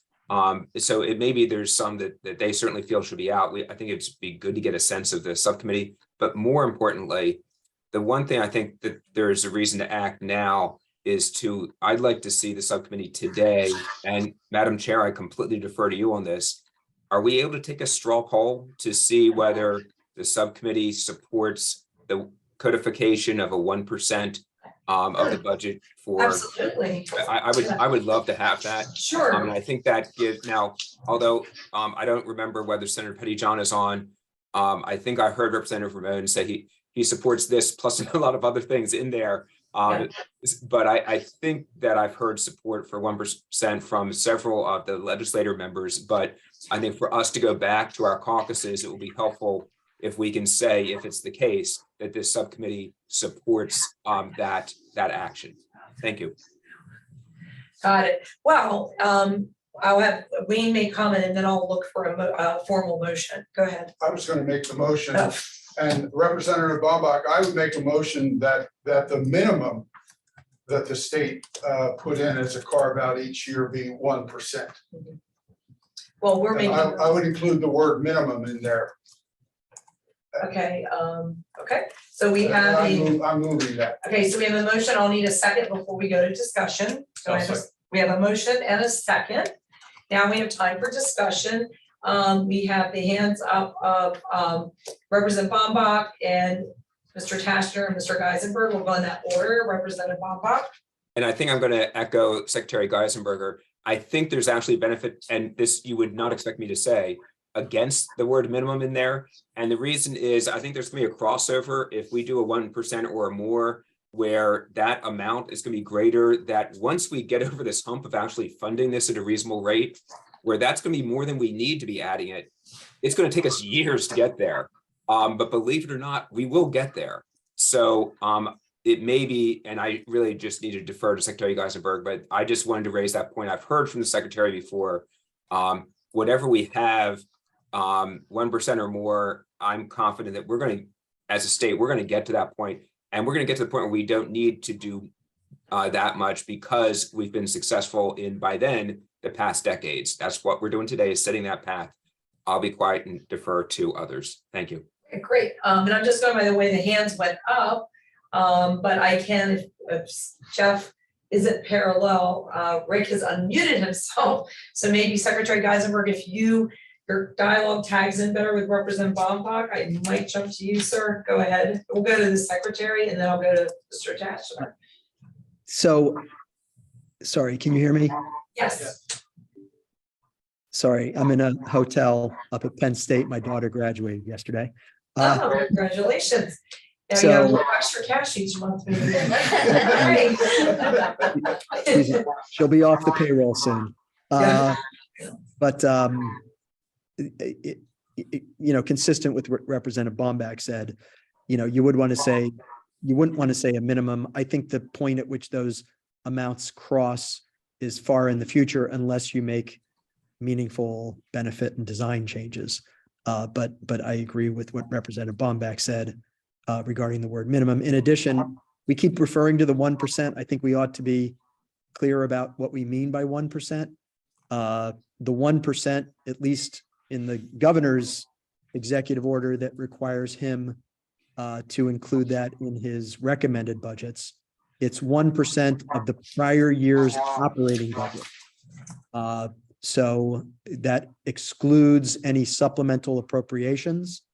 The supplemental appropriations being the things that are things that are in the one-time budget or one-time appropriations cash to the bond bill. You still able to hear me? Yes, Yeah. yes. Okay, sorry, something happened weird on my computer. So, you know, I don't think we should just say 1%. I think we should say 1% of the prior year's operating budget exclusive of any supplemental appropriations. Thank you. And again, being mindful of time, we do want to get to the voting portion. There will be time for public comment. I can stay a little bit later if there needs to be public comment, but it is 11:30. Typically, we go to public comment, but this is very important conversation. So if members of public have to sign off before noon, you're always welcome to submit. We have an online website where we can take any comments that you have written and we'll put those there. So I just want members of the public to be aware. I don't plan on stopping in the midst of healthy dialogue. Mr. Tashner. Thank you, Lieutenant Governor. You said it best a number of times today. We're an advisory committee. We're making recommendations. And Mr. Emsley kind of read my mind. I would not favor voting today on 1%. We've asked for a number of modeling scenarios. We don't even have the benefit of those. I don't know why we're rushing this. And, to me, it is, I also don't know why we're not pushing people to consider these decisions. If we get numbers for 125, 13 that we think are a better solution, then we're advisory. We put those forward. Other people either accept them or reject them. But I don't know why we are being so hesitant to make other people stretch and be uncomfortable. So quite frankly, if it was as proposed by Mr. Emsley, a minimum of 1%, I'm in favor of that. If it's 1%, I'm not against 1% down the road, but I'm not ready and prepared to vote for it today. I think we're rushing that decision. Okay. All right, thank you for your comments. If we can hear from Representative Ramon. Thank you, Madam Chair. I absolutely agree with Jeff. I do not feel, with all the work we're trying to do right now, voting on 1% without having some sort of a caveat of what 1% means. I mean, just listening to the secretary, you just changed, let's just say a $5.5 billion budget on what's recommended by the formula is 55 million. But we brought in 7 point something, which would have been 70 million. There's $15 million that we, instead of contributing to this, would not have been eligible the way the verbiage that the secretary used. I think we have to do the modeling to show the differences. And now that we've had that clarification brought to us, I would like to do what I think is real math, like you would do in a business, and whatever income we brought in based on our forms of income, gross receipts, tax, personal income tax, whatever, add them all up. I would like the percentage to be of that number in the modeling. What are we bringing in if we're going to truly say 1% and then kind of say, oh, but that's only on the, the formulated fixed income budget.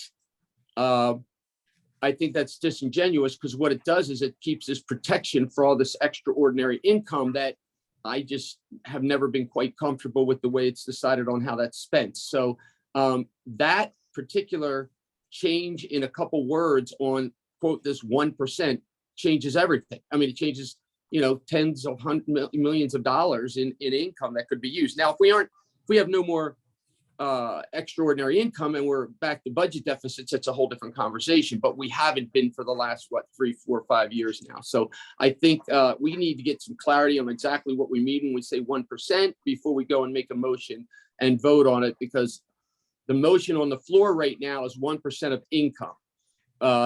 That's different than what the secretary's suggesting it should be, and I think we aren't really ready to vote on that type of a motion yet. If I can speak.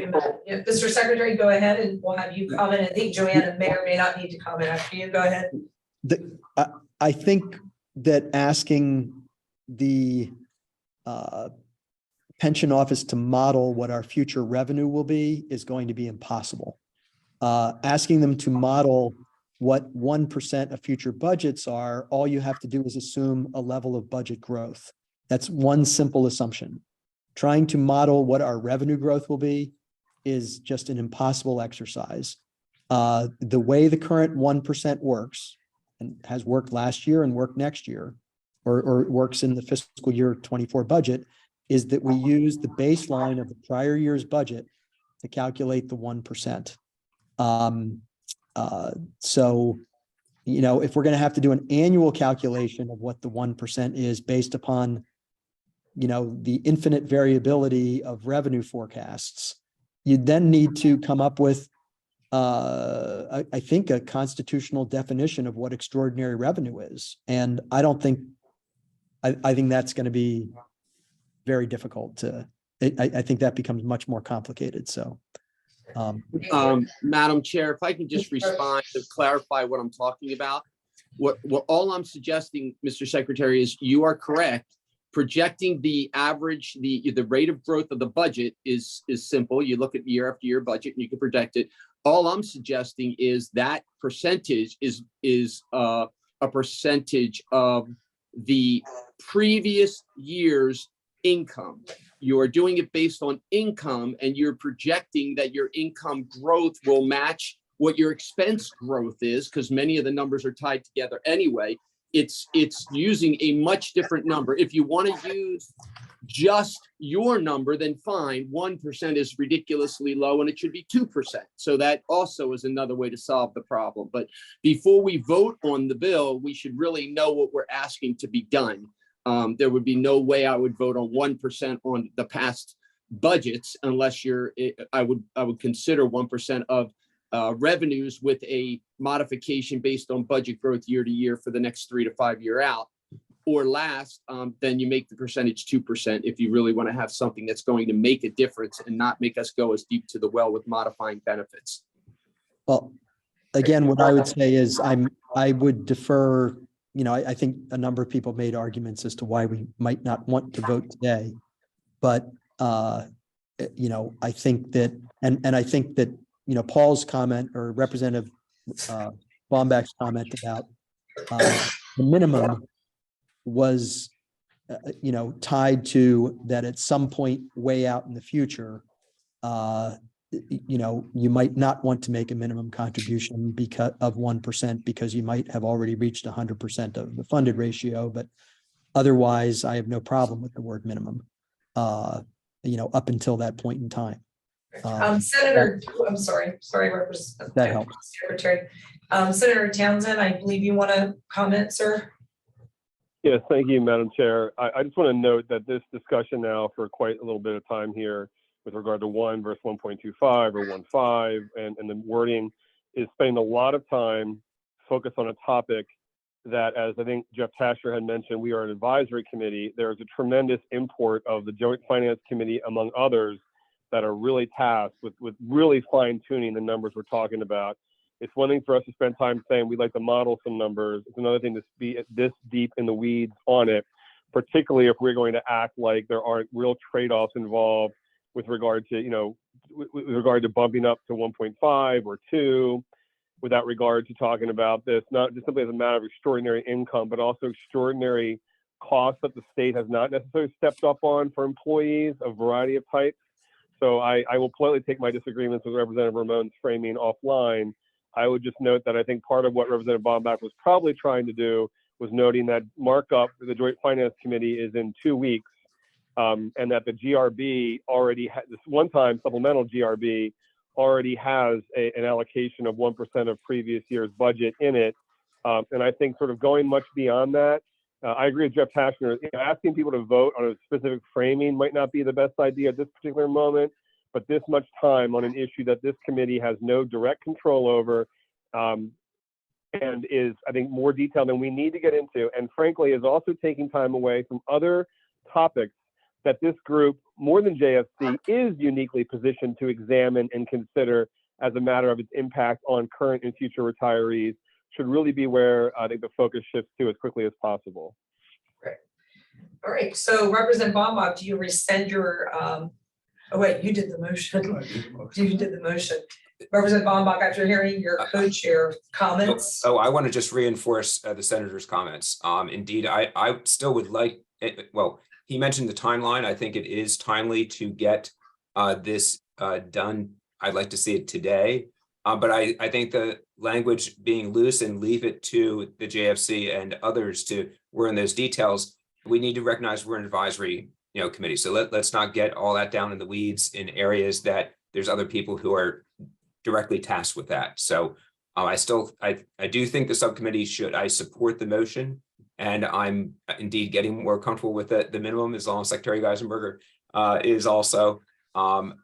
So I will be quiet now. Thank you.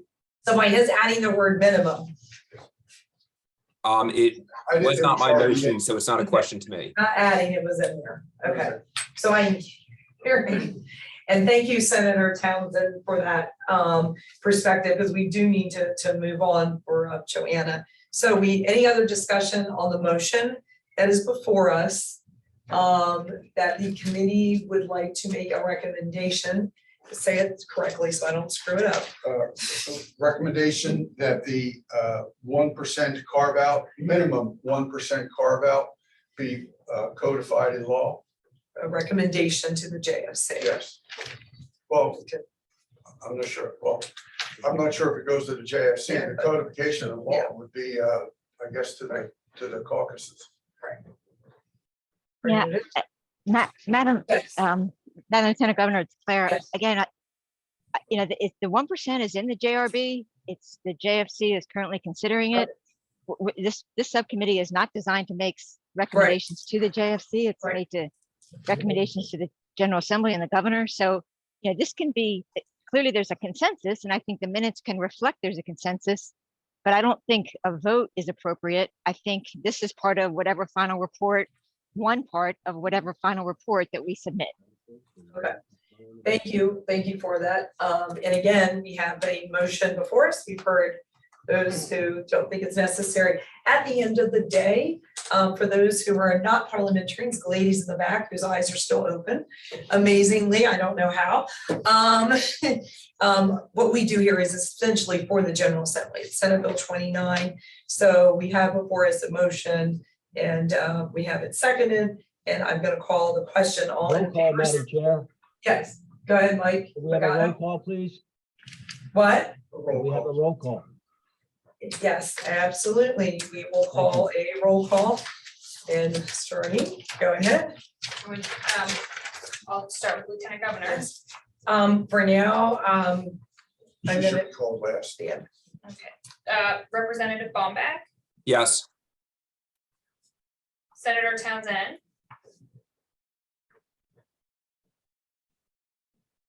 Stevie Brown. Secretary DeMatteis. Yeah. Oh, but Townsend, yes. Gotcha. And then Secretary DeMatteis, I'm going to abstain for the reasons I stated previously. Commissioner Navarro, Yes. Secretary Geisenberger, I'm going to join Secretary DeMatteis in abstaining for the reasons she stated. okay, Representative Ramon, I will abstain. Senator Pettyjohn, I will abstain. and then, so then we have Jeff Tashner, Yes. Mike Bagato, Yes. Bill Overley, Yes. and then Denise Allen, Yes. right, and then Lieutenant Governor. Yes. Okay. You didn't call me. You guys made the Oh, motion and okay. seconded it, so I assume. Yeah, that but I was still. You still have to call their name. Oh, okay. She hasn't spent a week with me in the Senate. You need to come sit with me. Okay, so Mr. Emsley, Yes. all right, and then Mr. Craig. Yes. And so you read the number, so what you need to say, the roll call reveals how many yes. It's my first time doing this. I will hire you. Yes. instead of Yes. On the job change. Yeah. All right, so the roll call revealed 7 yeses and then 4 More abstentions. than Or 10 10, yeses. sorry, 10 yeses and 4 abstentions. I'm so Having, sorry. it's okay, don't apologize. Having received the required number of votes, the motion has passed. All right, whew, now that we have that, Joanna, what do you have on your short list to date? We have what Mr. Craig had requested, obviously. And what else do you have that you were gonna think about for modeling? So to be quite honest, I was not writing all of everybody's wish list because I thought that the committee would come to a consensus and say, model this and this, and these are the Okay. specifics. So what I did here, though, there wasn't a lot of popularity for the increased minimum age. So we're gonna go to the chart now for those listening.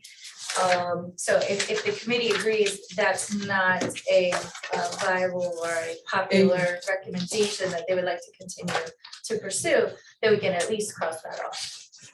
So increase minimum age versus years of service, right? So it's not the same. So she is saying not the same. It's not increased minimum age. It's not the same as years of service.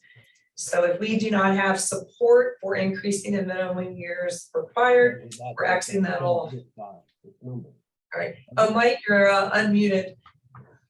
You were muffled, so we couldn't hear you. All right. So that's off. Representative Mambach, I know this slide, there might be some things on there you were particularly interested in. Really, I would just like to see if we have consensus on one or more of these. I don't have any pet ones that I like more than others. But I feel like we should be able to get, 10, 15, 20% towards 100% from getting one or more of these. So I'd like to see, I'll say the one with the least objections. So that's my only view on it. I think all are worthy of consideration.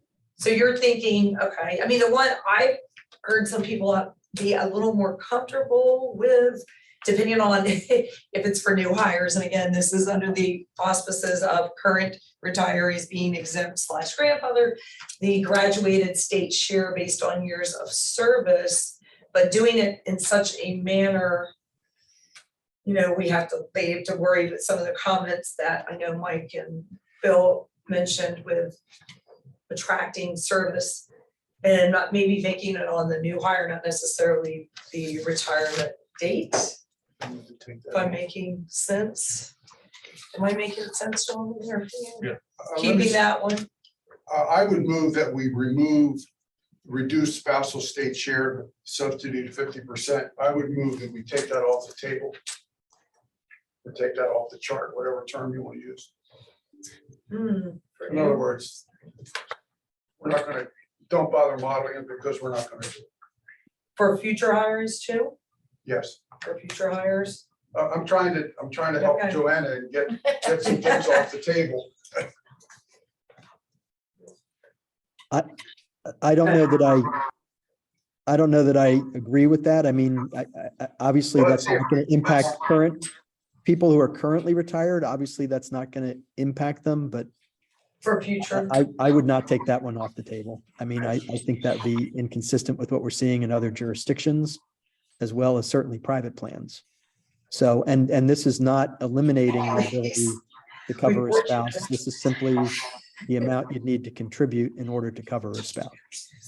So I think it'd be a mistake to take this entirely off the table. And I think it's inconsistent with what we're seeing in other jurisdictions. And again, I want to be clear with anybody from the public that's listening, this doesn't affect anyone who's currently retired. The members of the public left here, so. Mike Pagano, did you have something to say, sir? Yes, I agree that it needs to be taken off the table. I think that also impacts the ability of those individuals retiring and how it impacts their pension, their take-home money. And that has a major impact on people in the lower pay grades and, who need that coverage and can't afford to pay for it. Mike, which one are you looking at? I'm Are you talking about reducing the spousal coverage. Spousal? Yes. Okay. Pardon me, Madam Chair, I have a motion on the floor. And Oh, I didn't know you made it as a form of Yeah, motion. Oh, you have to say I'm used to being in the Senate. You gotta be very official. All right. On the table. So you gotta be very official, very official. All right, so he has a motion And I'll to Man, I wish it was this easy. All right, reduce spousal state shares before us. We've had a motion and a second, actually got doubly second by Mike Pagano and Mr. Craig. Now to the discussion, to Representative Ramon and Representative Bombach. We've heard discussion from, we'll count Secretary Geisenberg's comments from before as current discussion is concerned. All right, go ahead, Representative Ramon. Thank you, Madam Chair. I think the consideration to have it removed for current employees, I think would be prudent, but for future employees, I think the blended of what you're going to do with their benefits package and their income package, you need to give them all the resources available to consider everything to get a package that will still entice people to want to work for the state of Delaware. So I don't know that I would ask that the amendment or the motion be modified to just be the current employees and not future employees. I don't mean retirees at all. I'm just saying if a person isn't working for the state of Delaware yet and they get hired tomorrow, the state should be able to modify what they're going to offer those employees. I don't think it's prudent to just say we can't do that. Are you willing to an amendment?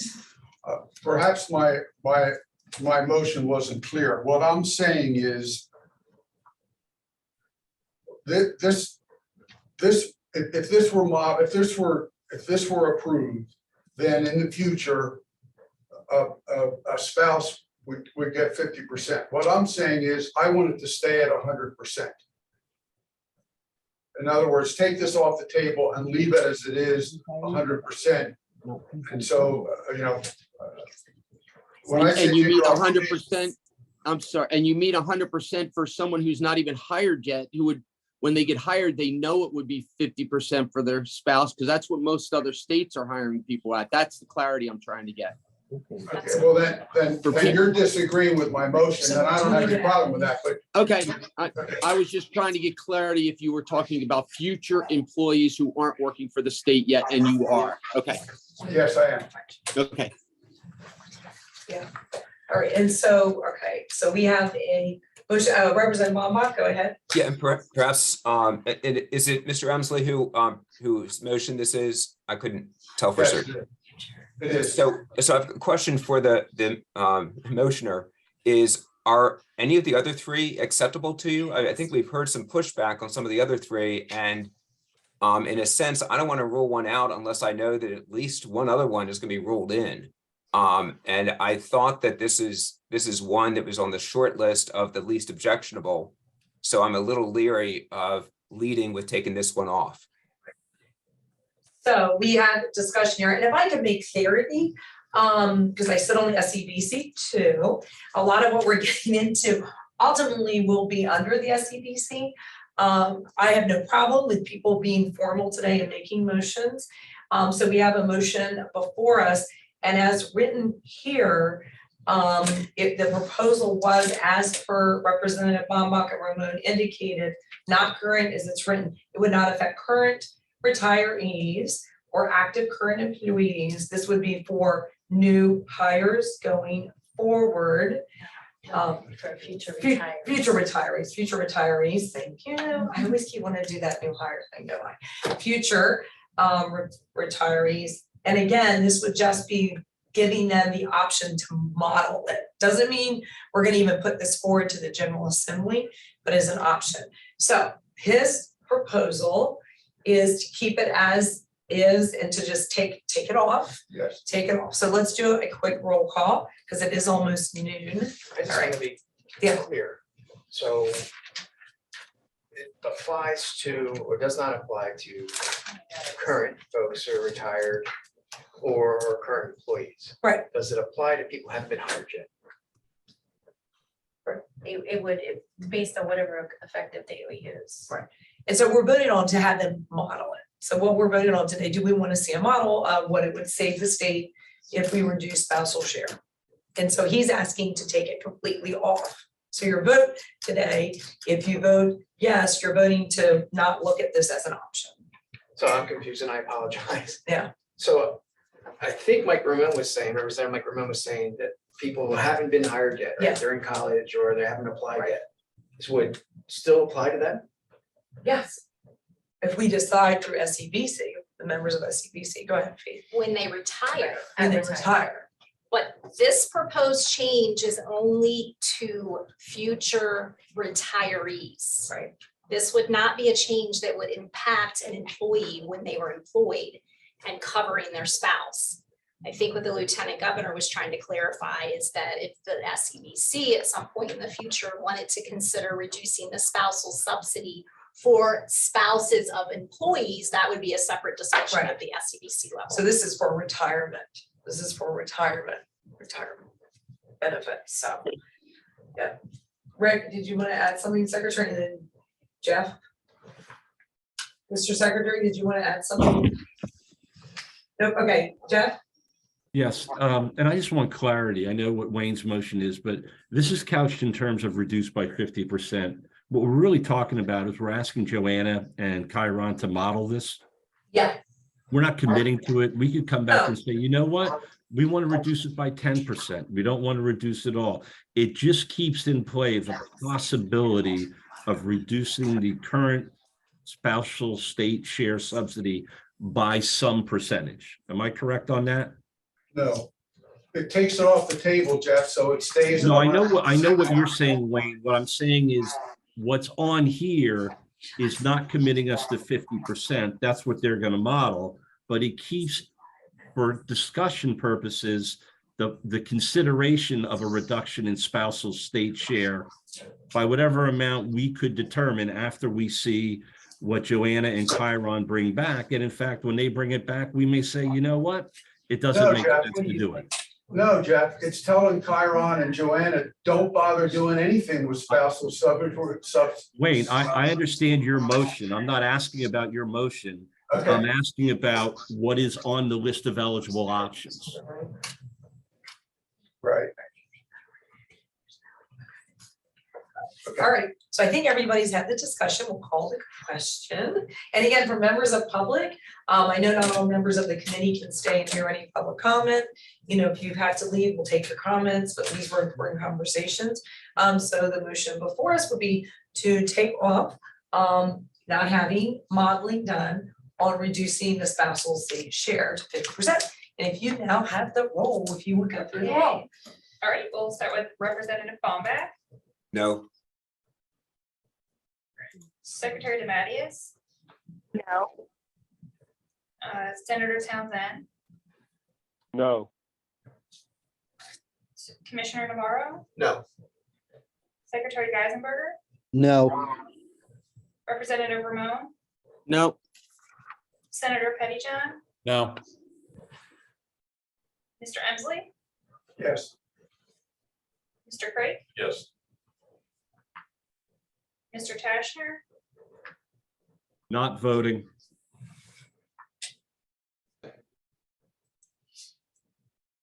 Mike Bagato, Yes. Bill Overly, Not voting. and Denise Allen. Yes. And then me. And the Lieutenant Governor. He forgets me. No, for now. So having now received the required number of votes, the motion considered failed. Good attempt, gentlemen. We all love our spouses. Make that very clear. Joanna trying to get that model. So Joanna, we'll be modeling that. Do you have enough information? So let's go through each one very briefly. Okay. The reduced spousal state share subsidy 50%. What is the committee looking to apply this to?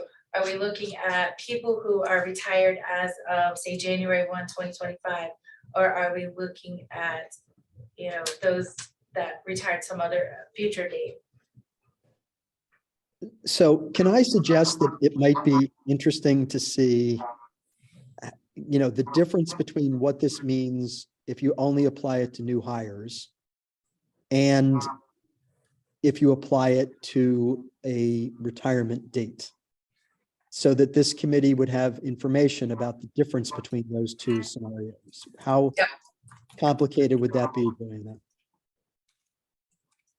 I think the more specific we have, the truly the better the Right. model. So we have the retirement date and then versus new hires. I'm like, But if we use do the the Mr. 2000 Secretary. How about if we do the 2015 date? So you're looking at, so you're saying 2015, so it's less than 10 years vested, or is it easier to do the 20, you want it, does it matter? It doesn't matter. Okay. So you're saying, go ahead. Can I ask, I understood that while modeling may be pretty doable with a lot of specifics in there, executing it is much more challenging when it's number of years of service versus a very set retirement date criteria. Can that be elaborated upon? So you moved to the next one down. No, increase no, the same thing here. I mean, this could be effective Right. date if you retired during your first of 25, or it could be, Right. and you had, or it could be you've had 10 years work as a particular date. But I understood it was a set retirement date is much easier to execute than if you had so many years as of 1/1/2020 or 2015. Right? Joanna, can you speak to that? Sure, of course. So in our office, when you transition from an active employee to a retiree, in essence, we're hiring you into our system.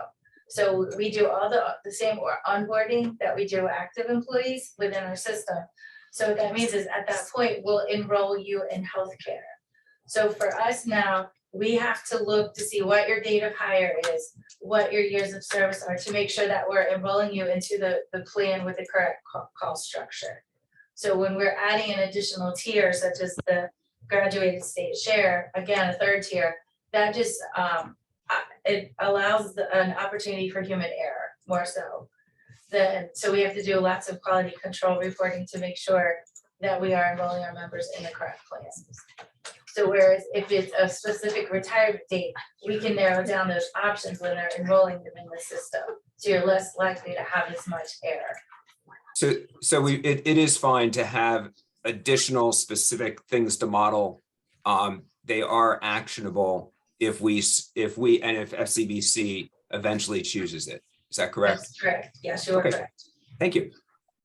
So did we get the clarity you needed, Mr. Bagato? Yes, thank you, Madam Chair. I would be much more comfortable with this idea only for new hires. I mean, I came to work for the state and with the assumption that when I get through my eligibility schedule, that my spouse would be covered, and to change that midway through, whether I'm vested or not, I would be much more comfortable if we only talk about future new employees. Okay. So new hires, go ahead. Can we model it both ways? Yeah, that's what I think, could you model it, but that's what the request was from Secretary Geisenberg. And we don't have to do a roll call on everything, if there's consensus here today. She just needs some direction, so we've gotten direction that you could model it for both new hires and I guess the date of the 2015. So we're keeping that with the spousal share. We took off the table the increased minimum age for now. I think I heard consensus there from the bottom. So the two in the middle here left were increase the graduated state share based on years of service. And again, that is based on a higher date. There it said 2012. I don't know if we need to be consistent. Right, so this is our opportunity to put all the models in sync. So we're always using the same either date of hire or same date of. So I think what you would want to probably do is look at that from the 2015 date and then probably the impact with new hire. Because it's gonna bump it back. It's gonna bump out. So this does not apply to any current employees. Well, we're saying to both 1/1/15 is hired after 1/1/15, and then new hires. after And new hires, 1/1/25. Okay. So it would affect the ones with less than 10 years invested.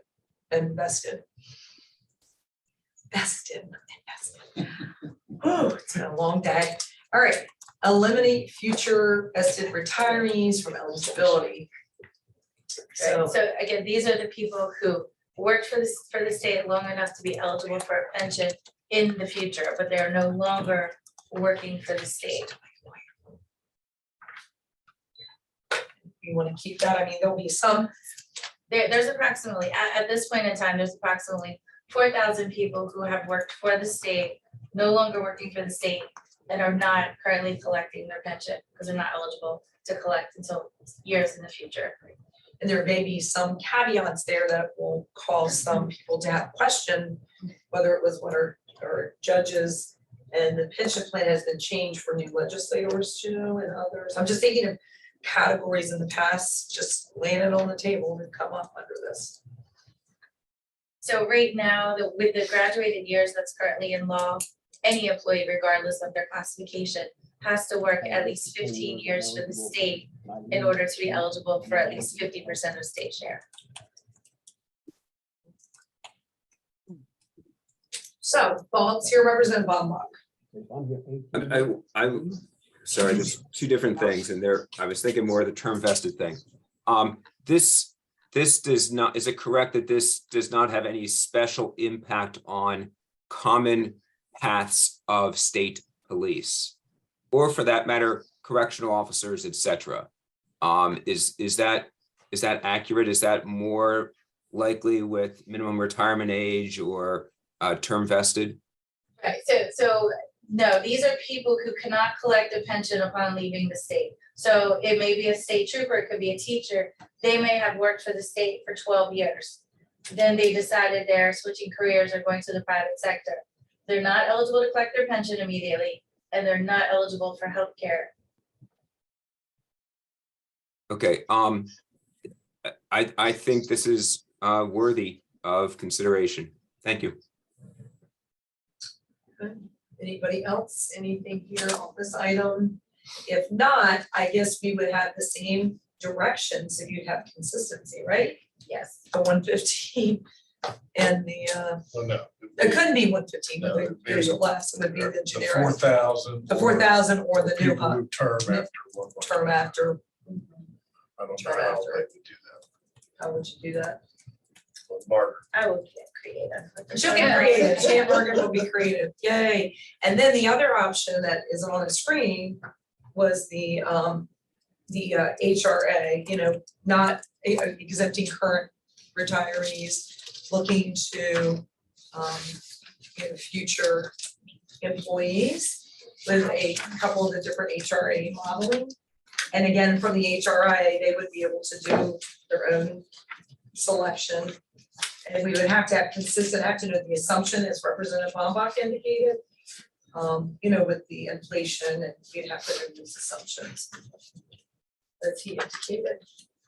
So again, this is a long list that we dare not put up earlier off of this, but there's some that we're doing here. So again,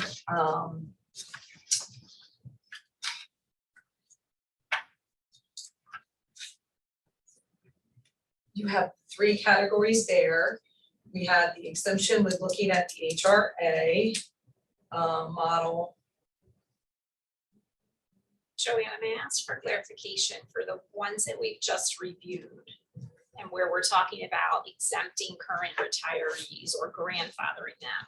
What assumptions would Margaret potentially make for those folks? That they would remain in the plan that they're in today or something different? Would it be Medicaid, Medigap, what would they be? I just want to make sure we're all aligned on what that looks like for those grandfathers, because obviously that has an Yes. impact on the modeling. Correct. So Margaret, are you still there? Yes, I am. Are you able to answer Faith's question? Or do you need it repeated? Yeah, can you repeat the question? Margaret, I'm trying to get clarity for these eligibility changes that we've just discussed, all of which include exempting or grandfathering current retirees. What assumptions would you make as to what health plan they're continuing to receive or would receive past the effective date of any of these changes? Would it be the Medicaid plan that they have today or something else? For the grandfathered ones, I believe I would use the Medicaid plan going forward. And then if there was like future retirees, I would use whether you're choosing the HRA with an increase, without an increase, or the MA. those type of things. I just need a direction of which way you want to split the benefits. Because if it's an HRA, then the individual could choose traditional Medicare or a Medicaid Advantage if they chose to do that. That is correct. I just want to make sure Margaret has that assumption set and that. Assumption, so the group agreement on hears what- that, so it's yes. Medicaid, not Medicare Advantage for current retirees. It's going forward. Okay, looking also at the HRA, and I think, we'll have to get probably together when we get to that point. As Jeff Tashner indicated earlier and others are my co-chairs, we're addressing the funding for the 1%. And then as we get to the plan design, that would be a little different on the level of specificity. Okay. I'm sorry, I have one question. Are we still modeling the increased minimum required age? No, That is off the table. that's for now. I didn't feel any love for that from anyone at this date. And I want to just make sure, did we reach agreement on increasing the graduated state share based on years of service? I did hear that with the 3. I mean, it doesn't mean we agree, we want it studied. We want to know what those options are. And again, it's not that we agreed, but what the options are. And then looking at the data, as well. So. Madam Chair, just a quick question, I apologize, I know we might be getting too far into the weeds, but with respect to the HRA, like everyone, I'm getting emails from a lot of retirees or people who are about to retire, and they're like, well, we can handle buying what we want. Yeah. Whereas others who are maybe later in life may not completely be able to pick up the phone or sign up online. Right. Is the state planning to offer any type of assistance with helping people not promote a specific plan over another, but perhaps pick what's best for them? Kind of like what we do with Medicare assistance. With your elder office. Yeah, and I think that what we're talking about today, right, you're right, because you're kind of looking ahead, that's very good industry. It's buyer beware, right? Right, So there are scammers out there that are scamming people, and even though we think, some of our retirees think that they're capable of signing up what's best for them, right? You may be talking to somebody on the other line who's just not out for your best interest.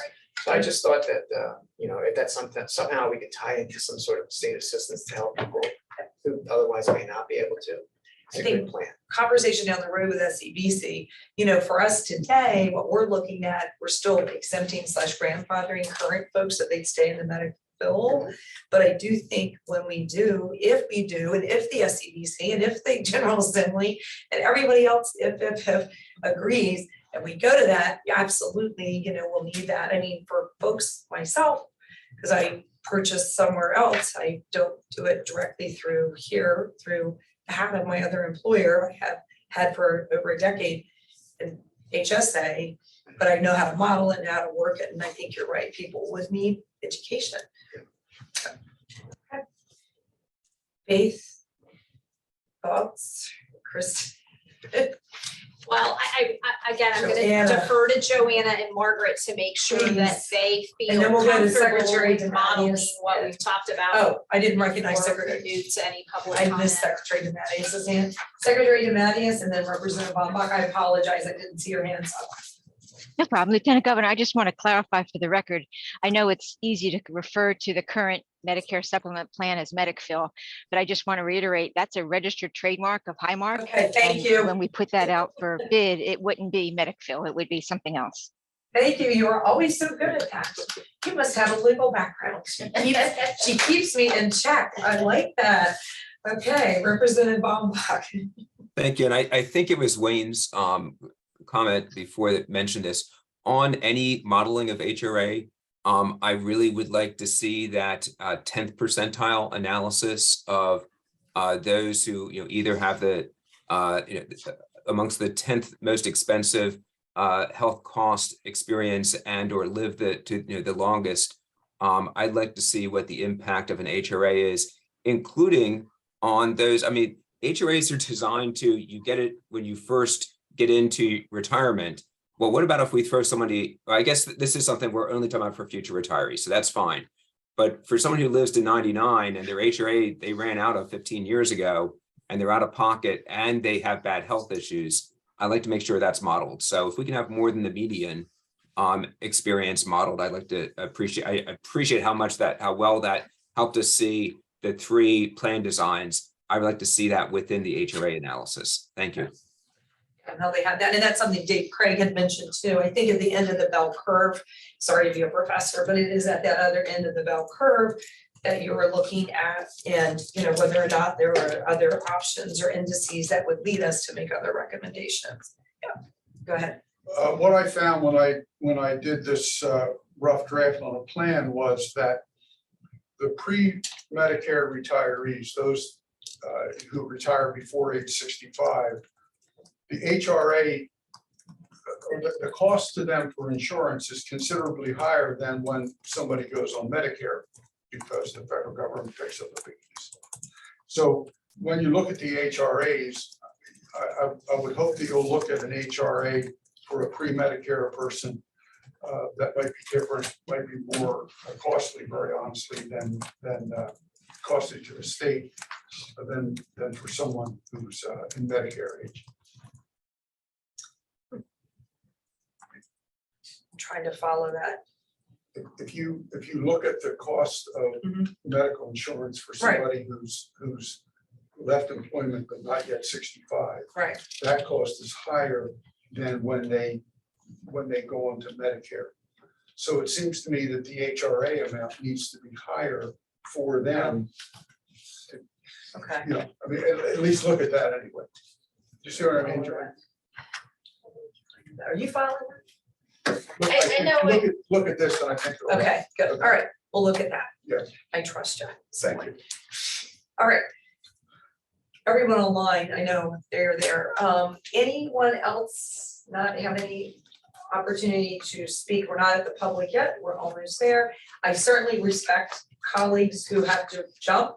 I am willing to stay for the next 10-15 minutes to hear from members of the public. But for those who cannot stay, was there anyone who did not get to speak from the committee or cabinet secretaries? Anyone not get to speak today? Joanna, are you clear or more confused? I am clear as mud. You're not supposed to tell the principal that. I know, see, that's why I'm always in the principal's office. It's okay, no, I think I have, that's been quite helpful, and I believe we have what we need to do. For now, look, we're not done yet. We have a couple items still. We'll talk about future with the agenda items, right? Do you want to go over a couple items? Joanna, does that put you and Margaret in a good place in terms of discussion for the next meeting, which Yes. is May 19th? That's what I wanted to find out. Yeah, our next meeting. Since Margaret's actually doing the heavy lifting, I would defer to Margaret. Margaret, is that okay? May 19th? Yeah. Maybe not. I am supposed to be on vacation this whole week, but doesn't seem like that's happening. But it is a little clear as mud, as Joanna said. I want to clarify and I'll list out all the options, because there are also a lot of combinations that you guys may want to look at, and I want to make sure I have all of those options identified. So Margaret, look, we can get together. Yes. I just want to make sure I have a clear list, send it out and say, this is what we're going to model, because I really want to make sure I hit all the points that you guys came up with. Of course. So we have a meeting June 5th. So it's May 19th, June 5th, and then you should have received the other tentative dates and they should be posted. And again, I want the committee to know we have received a number of positive feedback from current retirees, others in the community, thanking us for hosting the videos of our meetings and for the website that is open for them to post. So I just want to thank the hardworking team again at DHR. I mean, it's been a lot for you. We appreciate you.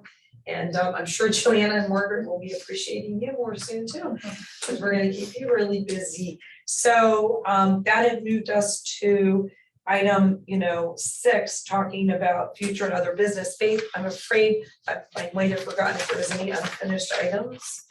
No, I don't believe so. I do just want to mention to the subcommittee, though, the SEBC has 2 meetings scheduled for May. The first is May 15th. That will be focused specifically on discussion of the employee benefits modernization survey results.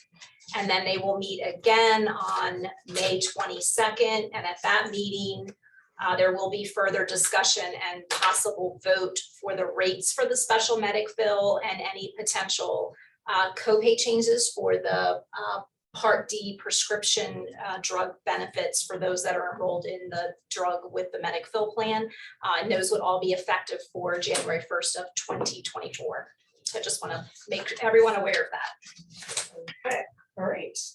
So we will go to the public comments, and again, to my members who are not able to continue, this has been a much longer meeting than normal, but I think it's important because we are getting to the meat of items. So if anyone needs to excuse themselves, now is the time to do so. And then otherwise, we will turn to public comment now. Sure, I think we may have lost a couple people, so. We lost everybody in the room, so it's like we're a dead room in here I don't today. see Bob Clark, pre-registered, so I'm gonna move to. And if you're there, just give us a shout out.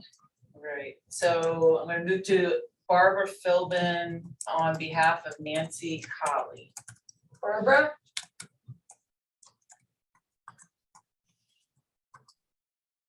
*6, Barbara. There you go. I am reading this comment for Nancy Colley, who is coping with a sleep condition that makes it difficult for her to communicate verbally. My name is Nancy Colley. I am a retired advanced practice nurse and former nursing program director from the Division of Developmental Disability Services. Prior to this, I was a nurse and then a nursing instructor at the Nursing School of Wilmington, now no longer in existence. I am now 78 and live in a senior living facility in independent living. Presently, I have heart failure, kidney failure, hypothyroidism, diabetes, hypertension, Parkinson's disease, and I'm on more medications than I can count. I am also a breast cancer survivor. Age takes its toll, subcommittee members, for some more than others. I am telling you this not to make you feel sorry for me, but because I am terrified the state will abandon not only me, but many others in worse condition and move us as quickly as it can into a Medicare Advantage plan without any reservations. Now I am at peace with our present Medicare and hope it continues. Subcommittee members, it is of the utmost importance that you remember the forgotten. There are those like me that remain very capable and do our best to help those who are not fortunate. We can handle our own insurance, but cannot visualize a future fighting for services. We are capable of communicating with all the residents, but many are not. And these are the forgotten ones that we do not talk about, especially the ones with dementia and so many others, including the many who are falling and breaking bones and being sent to nursing homes. It is a very sad situation. To conclude, I urge you to think about these retired, vulnerable state employees and how they will cope with change when you make your final recommendations. So many now asleep in the lobby of the nursing home. Those who do not know how to participate in activities, can't figure out what is going on, lack advocates, and are just not capable of dealing with the complexities of Medicare Advantage plan with pre-authorizations, let alone in and out of networks. Don't only focus on the younger and more capable retirees like in your compensations, despite our challenges, but also those who are frail and sick without the supports they need. Again, it's a very sad situation. So speaking for myself, as well as the many who are overlooked and forgotten, please, subcommittee members, grandfather us into Medicare and take Medicare Advantage only off the table. Thank you. I was reading as fast as I could. You did it, perfect. Okay, go ahead. Okay, I see Bob Clarkin is on now. Mr. Clarkin, hello? Hi, I'm here. Yep, go ahead. Thank you for coming back to me. Yep. I'm just going to make a short comment. I submitted a 8-page document for public comment that's up on your site. Yep. And it's called OPEB Trust Fund Overview and Analysis. And it's 8 pages of numbers, which I can't possibly go over in 3 minutes. But I was so happy to hear Secretary Geisenberger bring up the topic of the pay-go problem, because the 1% carve outs that you're talking about, which are great, or more, the changes to the benefits and the eligibility, some of them are okay, some of them maybe not, but they don't answer or solve the pay-go problem. Now, I see the trust fund as having two parts. It has an equity side where those carve-outs would go to bring down the long-term liability, which is great, which you have to do. There's also an operational side where there's an 8.55% allocation that goes into paying the actual benefits. Now, my pension check is 10 times the size of the $459 that goes to pay for Medicare and the prescription coverage that I have.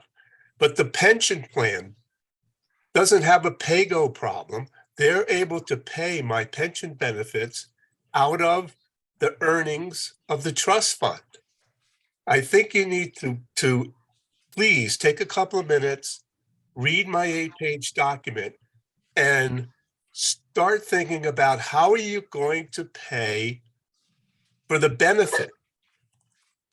Because healthcare costs are going up, and like Secretary Geisenberger pointed out, those pay-go costs are going to go up also. So I think if you would take a close look at the pension model, how the pension trust fund was fully funded and reached a point where the equity and the earnings in that trust fund pay my pension check.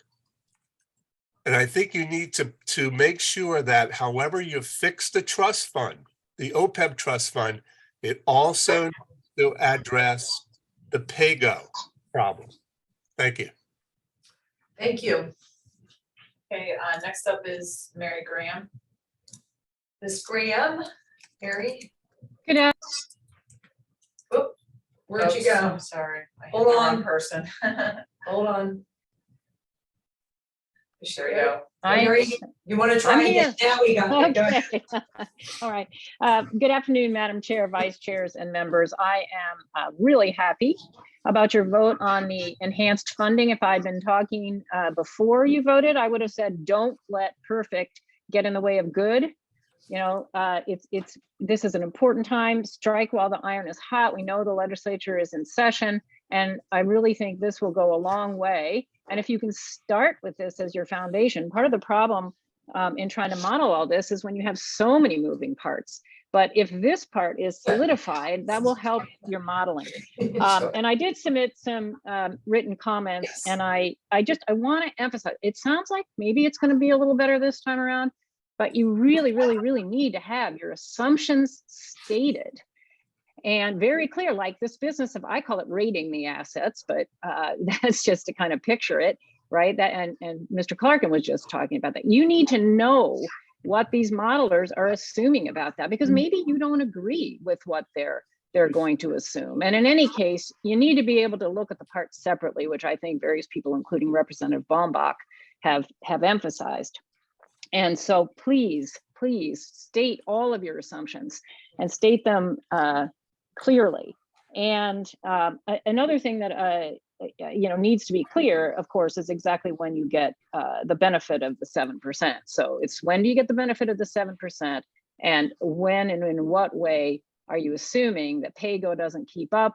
How is that impacting your modeling? The other thing is, so I talked about the prairie dog slides in the comments I sent you. Meaning they keep rearing their little heads. Thank goodness the one about active subsidizing the retirees seems to be in a hole and not having come out recently. So let's hope it stays there. But there's another slide, and that's the one that I call it like, who's the problem slide. And we saw that a while ago, and I mentioned it a while ago, and it's still here, which is essentially splitting suggesting that the problem, if you will, is 2/3 on Medicare retiree benefit and 1/3 on the pre-Medicare retiree benefit. And with the data that I sent you about the cost being 50-50 split for years, I don't see how you can possibly suddenly jump to a 2/3 to 1/3 problem. And the source that's given, you click on it. I invited you before. I'd love to hear WTW say they endorse that source for that slide, or that they endorse actually that slides, because tell me why. It says, my math professors used to say, show your work. So until that happens, I don't think we should be talking about a 50-50 split between the problem being the Medicare retiree benefit versus the pre-Medicare retiree benefit. So thank you. And thank you again about the voting in to recommend the enhanced funding to codify that. Okay, perfect timing. Great. Go ahead. Okay, Joan Delta Torre. Joan? Yes, can you hear me? Yes, you might have to speak up a touch. First, I would like to thank the committee for the for voting on that 1% funding. I think that's a great first step. I also would like to thank the committee for the continuing discussion of grandfathering or exempting or whatever you call it, the current retirees, because we don't have the choice anymore of either changing jobs or even changing our own personal finances to make a difference for any kind of a change in our healthcare. What I wanted to say is a couple of things about those HRA slides. We can't hear you. Joan, you kind of faded out, hon. We heard, go ahead. Can you hear me now? Yeah, we heard up until right now. Go ahead. Keep going from where you were. With regard to the slides that were sent out to the public, but they haven't yet been shown about what an HRA is, there are a couple of issues that I think are of concern to retirees that were not addressed on those slides, and I thought it might be helpful to mention them ahead of time.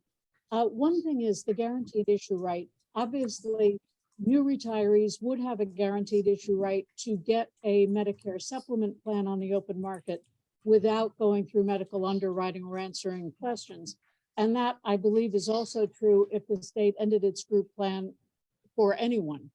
But people have questions about how do guaranteed issue rights work after that. In other words, once somebody was in an HRA marketplace, can a retiree change from one plan to another within the marketplace without going through medical underwriting each time they want to change, even if that involves changing the company? A similar question, if people don't like an HRA marketplace and want to go on their own, it's clear the state would not pay their premiums, but the question is, would they have a guaranteed issue right to be able to pick their own plan if they wanted to opt out of any marketplace the state might establish?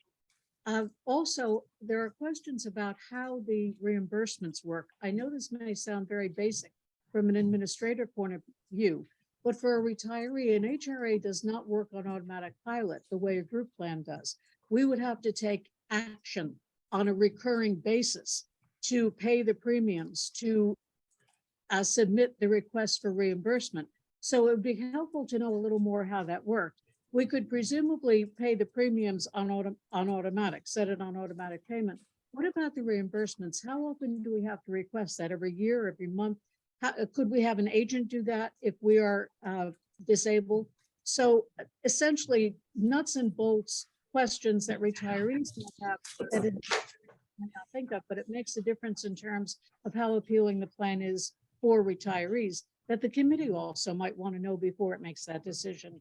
Not only, even if it's only for future retirees, it's something people might want to take into account. Thank you. Thank you. Anyone else? Wow, I think we're done. Thank you all so much. Mark your calendars for now. We're aiming for the May 19th. You will have what you can.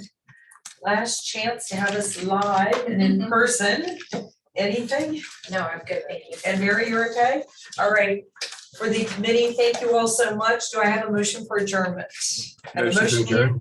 I've got a motion in a second. All in favor, say aye. Aye. All right. Have a great one. See you all. You're here. Well, we got something.